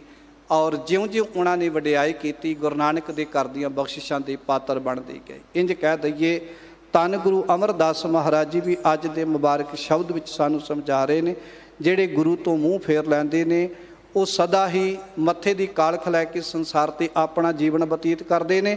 ਅਨ ਦਿਨ ਦੁੱਖ ਕਮਾਉਂਦੇ ਨਿਤ ਜੋਹੇ ਜਮ ਜਾਲੇ। ਉਹ ਨੇਤਾ ਪ੍ਰਤੀ ਸੰਸਾਰ 'ਤੇ ਦੁੱਖ ਜਿਹੜਾ ਹੈ ਉਹ ਸੰਸਾਰ 'ਤੇ ਉਹਨਾਂ ਦੇ ਜੀਵਨ ਦੇ ਵਿੱਚ ਵਰਤਦਾ ਹੈ, ਔਰ ਕਦੇ ਵੀ ਉਹ ਸੁੱਖ ਦੀ ਜ਼ਿੰਦਗੀ ਬਤੀਤ ਨਹੀਂ ਕਰਦੇ। ਅਖੀਰ ਜਮਦੂਤਾਂ ਦੀ ਫਾਹੀ ਵਿੱਚ ਉਹ ਵੱਜ ਜਾਂਦੇ ਹਨ। ਸੁਪਨੈ ਸੁਖ ਨਾ ਦੇਖਣੇ ਬਹੁ ਚਿੰਤਾ ਪਰ ਜਾਲੇ। ਗੁਰੂ ਸਾਹਿਬ ਜੀ ਕਹਿੰਦੇ ਐਸੇ ਮਨੁੱਖ ਕਦੇ ਵੀ ਸਾਧ ਸੰਗਤ ਸੁਪਨੇ ਵਿੱਚ ਵੀ ਸੁੱਖ ਦੀ ਜ਼ਿੰਦਗੀ ਬਤੀਤ ਨਹੀਂ ਕਰ ਸਕਦੇ। ਸੁਪਨੇ ਵਿੱਚ ਵੀ ਇੱਕ ਤੇ ਹੁੰਦੀ ਹੈ ਨਾ ਵੈਸੇ ਸੁੱਖ ਦੀ ਜ਼ਿੰਦਗੀ ਬਤੀਤ ਕਰਨੀ, ਤੇ ਕਈਆਂ ਨੂੰ ਗੁਰੂ ਸਾਹਿਬ ਜੀ ਕਹਿੰਦੇ ਜਿਹੜੇ ਰੱਬ ਨਾਲੋਂ ਟੁੱਟੇ ਹੋਏ ਨੇ, ਉਹ ਸੁਪਨੇ ਵਿੱਚ ਵੀ ਇੱਦਾਂ ਸੁੱਖ ਦੀ ਜ਼ਿੰਦਗੀ ਜਿਹੜੀ ਹੈ ਉਹ ਕਦੇ ਬਤੀਤ ਨਹੀਂ ਕਰ ਸਕਦੇ। ਸਭਨਾ ਕਾ ਦਾਤਾ ਏਕ ਹੈ, ਆਪੇ ਬਖਸ਼ ਕਰੇ। ਕਹਿਣਾ ਕਿਛੂ ਨਾ ਜਾਵੇ, ਜਿਸ ਭਾਵੈ ਤਿਸ ਦੇ। ਨਾਨਕ ਗੁਰਮੁਖ ਪਾਈਐ, ਆਪੇ ਜਾਣੈ ਸੋਏ। ਸ਼ਬਦ ਦੇ ਆਖਰੀ ਬੰਦ ਵਿੱਚ ਧੰਨ ਧੰਨ ਸ੍ਰੀ ਗੁਰੂ ਅਮਰਦਾਸ ਮਹਾਰਾਜ ਜੀ ਬਖਸ਼ਿਸ਼ ਕਰ ਰਹੇ ਹਨ। ਸਭਨਾ ਕਾ ਦਾਤਾ ਏਕ ਹੈ, ਆਪੇ ਬਖਸ਼ ਕਰੇ। ਸਾਰੇ ਜੀਵਾਂ ਦਾ ਦਾਤਾ ਇੱਕ ਅਕਾਲ ਪੁਰਖ ਹੈ, ਔਰ ਆਪ ਹੀ ਉਸ ਸੰਸਾਰ ਦੇ ਉੱਤੇ ਸਾਰਿਆਂ 'ਤੇ ਬਖਸ਼ਿਸ਼ਾਂ ਕਰਨ ਵਾਲਾ ਹੈ। ਜਿਵੇਂ ਸਾਧ ਸੰਗਤ ਕੁਮਾਰਾ ਏਕ ਜੋ ਮਾਟੀ ਗੁੰਦੀ, ਬਹੁ ਬਿਦ ਬਾਨੀ ਲਾਈ। ਕਾਹੂ ਮੈਂ ਮੋਤੀ ਮੁਕਤਾਹਲ, ਕਾਹੂ ਵਿਆਦ ਲਗਾਈ। ਕਿਸੇ ਨੂੰ ਘੁਮਿਆਰ ਭਾਂਡੇ ਨੂੰ ਸਵਾਰ ਕੇ ਉਹਦੇ 'ਤੇ ਮੋਤੀ ਲਾ ਦਿੰਦਾ ਤੇ ਕਿਸੇ ਨੂੰ ਵਿਗਾੜ ਦਿੰਦਾ ਹੈ, ਪਰ ਕਰਨ ਵਾਲਾ ਕੌਣ ਹੈ? ਘੁਮਿਆਰ, ਜਿਹਨੇ ਇਹ ਵੱਖ-ਵੱਖ ਕਿਸਮ ਦੇ ਭਾਂਡੇ ਤਿਆਰ ਕੀਤੇ ਨੇ। ਹੁਣ ਸਾਧ ਸੰਗਤ ਜੀਵ ਸਾਰੇ ਰੱਬ ਨੇ ਪੈਦਾ ਕੀਤੇ ਨੇ, ਪਰ ਇੱਕ ਨਿਹਾਲੀ ਪੈ ਸਭਨ ਇੱਕ ਉੱਪਰ ਰਹਿਣ ਖੜੇ। ਵੇਖੋ, ਇੱਕ ਸਾਰੀ ਰਾਤ ਕਿਸੇ ਦਾ ਪਹਿਰਾ ਦਿੰਦਾ ਕਿ ਇਹਦੇ 'ਤੇ ਤਕਲੀਫ ਨਾ ਆਵੇ, ਕੋਈ ਦੁੱਖ ਨਾ ਆਵੇ, ਤੇ ਇੱਕ ਆਰਾਮ ਦੇ ਨਾਲ ਘਰ ਦੇ ਅੰਦਰ ਸੁੱਤਾ ਹੋਇਆ। ਇਹ ਸਾਰਾ ਕੁਝ ਰੱਬ ਕਿਉਂ ਕਰਦਾ ਪਿਆ? ਕਿਵੇਂ ਕਰਦਾ ਪਿਆ? ਇੱਕ ਉਹਨੇ ਜਿਹੜੇ ਖੰਡੇ ਬਾਟੇ ਦੀ ਪੌਲ ਛਕ ਕੇ ਇੱਕੋ ਮਾਂ ਦੇ ਪੁੱਤਾਂ ਦੇ ਵਿੱਚੋਂ ਇੱਕ ਰੱਬ ਦੀ ਬੰਦਗੀ ਵਾਲੇ ਪਾਸੇ ਜੁੜ ਗਿਆ, ਤੇ ਇੱਕ ਸਾਰੀ ਜ਼ਿੰਦਗੀ ਸ਼ਰਾਬ ਦੇ ਨਸ਼ੇ ਵਿੱਚ ਧੁੱਤ ਰਿਹਾ। ਪਰ ਸਾਧ ਸੰਗਤ ਇਹਦੇ ਬਾਰੇ ਆਪਾਂ ਇਹ ਨਹੀਂ ਕਹਿ ਸਕਦੇ ਕਿ ਰੱਬ ਨੇ ਇੱਦਾਂ ਕਿਉਂ ਕੀਤਾ। ਆਪਾਂ ਇਹ ਨਹੀਂ ਕਹਿ ਸਕਦੇ। ਗੁਰੂ ਨਾਨਕ ਸਾਹਿਬ ਸਾਰੀ ਜ਼ਿੰਦਗੀ ਮਾਨਵਤਾ ਨੂੰ ਰੱਬ ਦੇ ਘਰ ਦੇ ਮਾਰਗ ਦਰਸ਼ਨ ਦੀ ਸੋਝੀ ਕਰਾਉਂਦੇ ਰਹੇ। ਗ੍ਰਸਤ ਮਾਰਗ ਵਿੱਚ ਰਹਿ ਕੇ ਗ੍ਰਸਤ ਅਪਣਾ ਕੇ ਰੱਬ ਦੀ ਬੰਦਗੀ ਕਰਨ ਦਾ ਉਪਦੇਸ਼ ਦਿੰਦੇ ਰਹੇ, ਪਰ ਗੁਰੂ ਨਾਨਕ ਦੇ ਪੁੱਤਰ ਹੀ ਗੁਰੂ ਨਾਨਕ ਦੀਆਂ ਲੀਹਾਂ 'ਤੇ ਨਾ ਚੱਲ ਸਕੇ। ਗੁਰੂ ਸਾਹਿਬ ਜੀ ਕਹਿੰਦੇ ਇਹਦੇ ਬਾਰੇ ਆਪਾਂ ਕਹਿਣਾ ਕਿਛੂ ਨਾ ਜਾਵੇ। ਇਹਦੇ ਬਾਰੇ ਆਪਾਂ ਕਿਸੇ ਨੂੰ ਕੁਝ ਕਹਿ ਨਹੀਂ ਸਕਦੇ ਕਿ ਰੱਬ ਨੇ ਆਹ ਕੰਮ ਇੱਦਾਂ ਕਿਉਂ ਕੀਤਾ ਤੇ ਆਹ ਇੱਦਾਂ ਕਿਉਂ ਕੀਤਾ। ਗੁਰੂ ਸਾਹਿਬ ਜੀ ਕਹਿੰਦੇ ਭਾਈ ਆਪਾਂ ਇਹਦੇ ਬਾਰੇ ਕਿਸੇ ਨੂੰ ਕੁਝ ਨਹੀਂ ਕਹਿ ਸਕਦੇ। ਆਹ ਰੱਬ ਨੇ ਦਾਤ ਇਹਨੂੰ ਕਿਉਂ ਦਿੱਤੀ, ਇਹਨੂੰ ਕਿਉਂ ਨਾ ਦਿੱਤੀ, ਪਾਤਸ਼ਾਹ ਕਹਿੰਦੇ ਇਹਦੇ ਬਾਰੇ ਆਪਾਂ ਕੁਝ ਨਹੀਂ ਕਹਿ ਸਕਦੇ। ਉਹ ਪਰਮਾਤਮਾ ਪਰਮੇਸ਼ਰ ਹੀ ਜਿਹੜਾ ਇਹਦੇ ਬਾਰੇ ਸਾਰਾ ਕੁਝ ਜਾਣਦਾ ਹੈ। ਨਾਨਕ ਗੁਰਮੁਖ ਪਾਈਐ, ਆਪੇ ਜਾਣੈ ਸੋਏ। ਇਸ ਤਰ੍ਹਾਂ ਗੁਰਮੁਖ ਜਨ ਜਿਹੜੇ ਨੇ ਉਹ ਪਰਮਾਤਮਾ ਦੀ ਪ੍ਰਾਪਤੀ ਕਰ ਲੈਂਦੇ ਨੇ ਅਤੇ ਪਰਮਾਤਮਾ ਦੇ ਵਿੱਚ ਅਭੇਦ ਹੋ ਜਾਂਦੇ ਨੇ। ਔਰ ਸਾਧ ਸੰਗਤ ਇਕਨਾਂ ਨੂੰ ਸਭ ਸੋਝੀ ਆਈ, ਇੱਕ ਫਿਰਦੇ ਵੇ ਪਰਵਾਹ। ਇੱਕ ਉਹ ਨੇ ਜਿਨ੍ਹਾਂ ਨੂੰ ਗੁਰੂ ਨਾਨਕ ਦੇ ਘਰ ਅੰਦਰ ਆ ਕੇ ਗੁਰੂ ਦੇ ਸ਼ਬਦ ਦੀ ਸੋਝੀ ਆ ਗਈ, ਉਹਨਾਂ ਨੇ ਖੰਡੇ ਬਾਟੇ ਦੀ ਪੌਲ ਛਕੀ, ਆਪਣੇ ਜੀਵਨ ਨੂੰ ਸਵਾਰਨ ਵਾਸਤੇ, ਆਪਣੇ ਜੀਵਨ ਨੂੰ ਸਫੇਦ ਰੱਖ ਕੇ ਪ੍ਰਮਾਤਮਾ ਦੀ ਬੰਦਗੀ ਕਰਕੇ ਆਪਣੇ ਜੀਵਨ ਦੇ ਦਾਗਾਂ ਤੇ ਦੋਸ਼ਾਂ ਨੂੰ ਧੋ ਦਿੱਤਾ। ਇੱਕ ਉਹ ਨੇ ਜਿਨ੍ਹਾਂ ਨੇ ਸਾਧ ਸੰਗਤ ਸਾਰੀ ਜ਼ਿੰਦਗੀ ਆਪਣੇ ਜੀਵਨ ਦੇ ਉੱਤੇ ਕਾਲਖ ਮੜੀ ਤੇ ਆਪਣਾ ਜੀਵਨ ਜਿਹੜਾ ਸੀ ਉਹ ਬਰਬਾਦ ਕਰ ਲਿਆ, ਲੋਕ ਵੀ ਗਵਾ ਲਿਆ ਤੇ ਪਰਲੋਕ ਵੀ ਗਵਾ ਲਿਆ। ਔਰ ਸਾਧ ਸੰਗਤ ਜਿਨ੍ਹਾਂ ਤੇ ਗੁਰੂ ਕਿਰਪਾ ਕਰ ਦੇਵੇ ਉਹਨਾਂ ਨੂੰ ਜੀਵਨ ਜਿਉਣ ਦਾ ਢੰਗ, ਜੀਵਨ ਜਿਉਣ ਦਾ ਤਰੀਕਾ ਜਿਹੜਾ ਉਹ ਸਮਝ ਵਿੱਚ ਆ ਜਾਂਦਾ ਹੈ। ਅੱਜ ਦੇ ਸਮੁੱਚੇ ਸ਼ਬਦ ਵਿੱਚ ਧੰਨ ਸ੍ਰੀ ਗੁਰੂ ਅਮਰਦਾਸ ਮਹਾਰਾਜ ਜੀ ਨੇ ਸਾਨੂੰ ਸੰਸਾਰਿਕ ਜੀਵਾਂ ਨੂੰ ਇਹ ਸੇਧ ਬਖਸ਼ਿਸ਼ ਕੀਤੀ ਹੈ ਕਿ ਜੇ ਕੋਈ ਮਨੁੱਖ ਹੰਕਾਰ, ਹਉਮੈ ਔਰ ਤਿਆਗ ਕਰਕੇ ਪਰਮਾਤਮਾ ਦੇ ਚਰਨਾਂ ਦੇ ਵਿੱਚ ਜੁੜਨ ਵਾਸਤੇ ਪਰਮਾਤਮਾ ਦਾ ਨਾਮ ਜਪਦਾ, ਵਾਹਿਗੁਰੂ ਦੀ ਬੰਦਗੀ ਕਰਦਾ ਹੈ, ਉਹ ਹਿਰਦੇ ਰੂਪੀ ਘਰ ਵਿੱਚੋਂ ਹੀ ਪਰਮਾਤਮਾ ਦੀ ਪ੍ਰਾਪਤੀ ਕਰ ਲੈਂਦਾ ਹੈ, ਪਰਮਾਤਮਾ ਦੀਆਂ ਬਖਸ਼ਿਸ਼ਾਂ ਦਾ ਪਾਤਰ ਬਣ ਜਾਂਦਾ ਹੈ। ਲੜੀਵਾਰ ਪਾਵਨ ਪਿੱਤਰ ਸ਼ਬਦ ਦੀ ਵਿਚਾਰ ਦੀ ਸਾਂਝ ਪਾਉਂਦਿਆਂ ਹੋਈਆਂ ਭੁੱਲਾਂ ਚੁੱਕਾਂ ਦੀ ਬਖਸ਼ਿਸ਼ ਕਰ, ਖਿਮਾ ਬਖਸ਼ਿਸ਼ ਕਰਨੀ। ਸਾਧ ਸੰਗਤ ਅਤੇ ਸਤਿਗੁਰੂ ਪਾਤਸ਼ਾਹ ਬਖਸ਼ਣਯੋਗ ਹਨ, ਬਖਸ਼ ਲੈਣਾ ਜੀ। ਬਹੁਤ ਬਹੁਤ ਧੰਨਵਾਦ ਸਮੁੱਚੀ ਦਿੱਲੀ ਸਿੱਖ ਗੁਰਦੁਆਰਾ ਪ੍ਰਬੰਧਕ ਕਮੇਟੀ ਦਾ, ਜਿਨ੍ਹਾਂ ਨੇ ਦਾਸ ਨੂੰ ਸੇਵਾ ਦੇ ਕੇ ਨਿਵਾਜਣਾ ਕੀਤਾ ਹੈ। ਹੋਈਆਂ ਭੁੱਲਾਂ ਚੁੱਕਾਂ ਦੀ ਖਿਮਾ ਫਤਿਹ ਦੀ ਸਾਂਝ ਪਾਈਏ ਜੀ। ਵਾਹਿਗੁਰੂ ਜੀ ਕਾ ਖਾਲਸਾ, ਵਾਹਿਗੁਰੂ ਜੀ ਕੀ ਫਤਿਹ।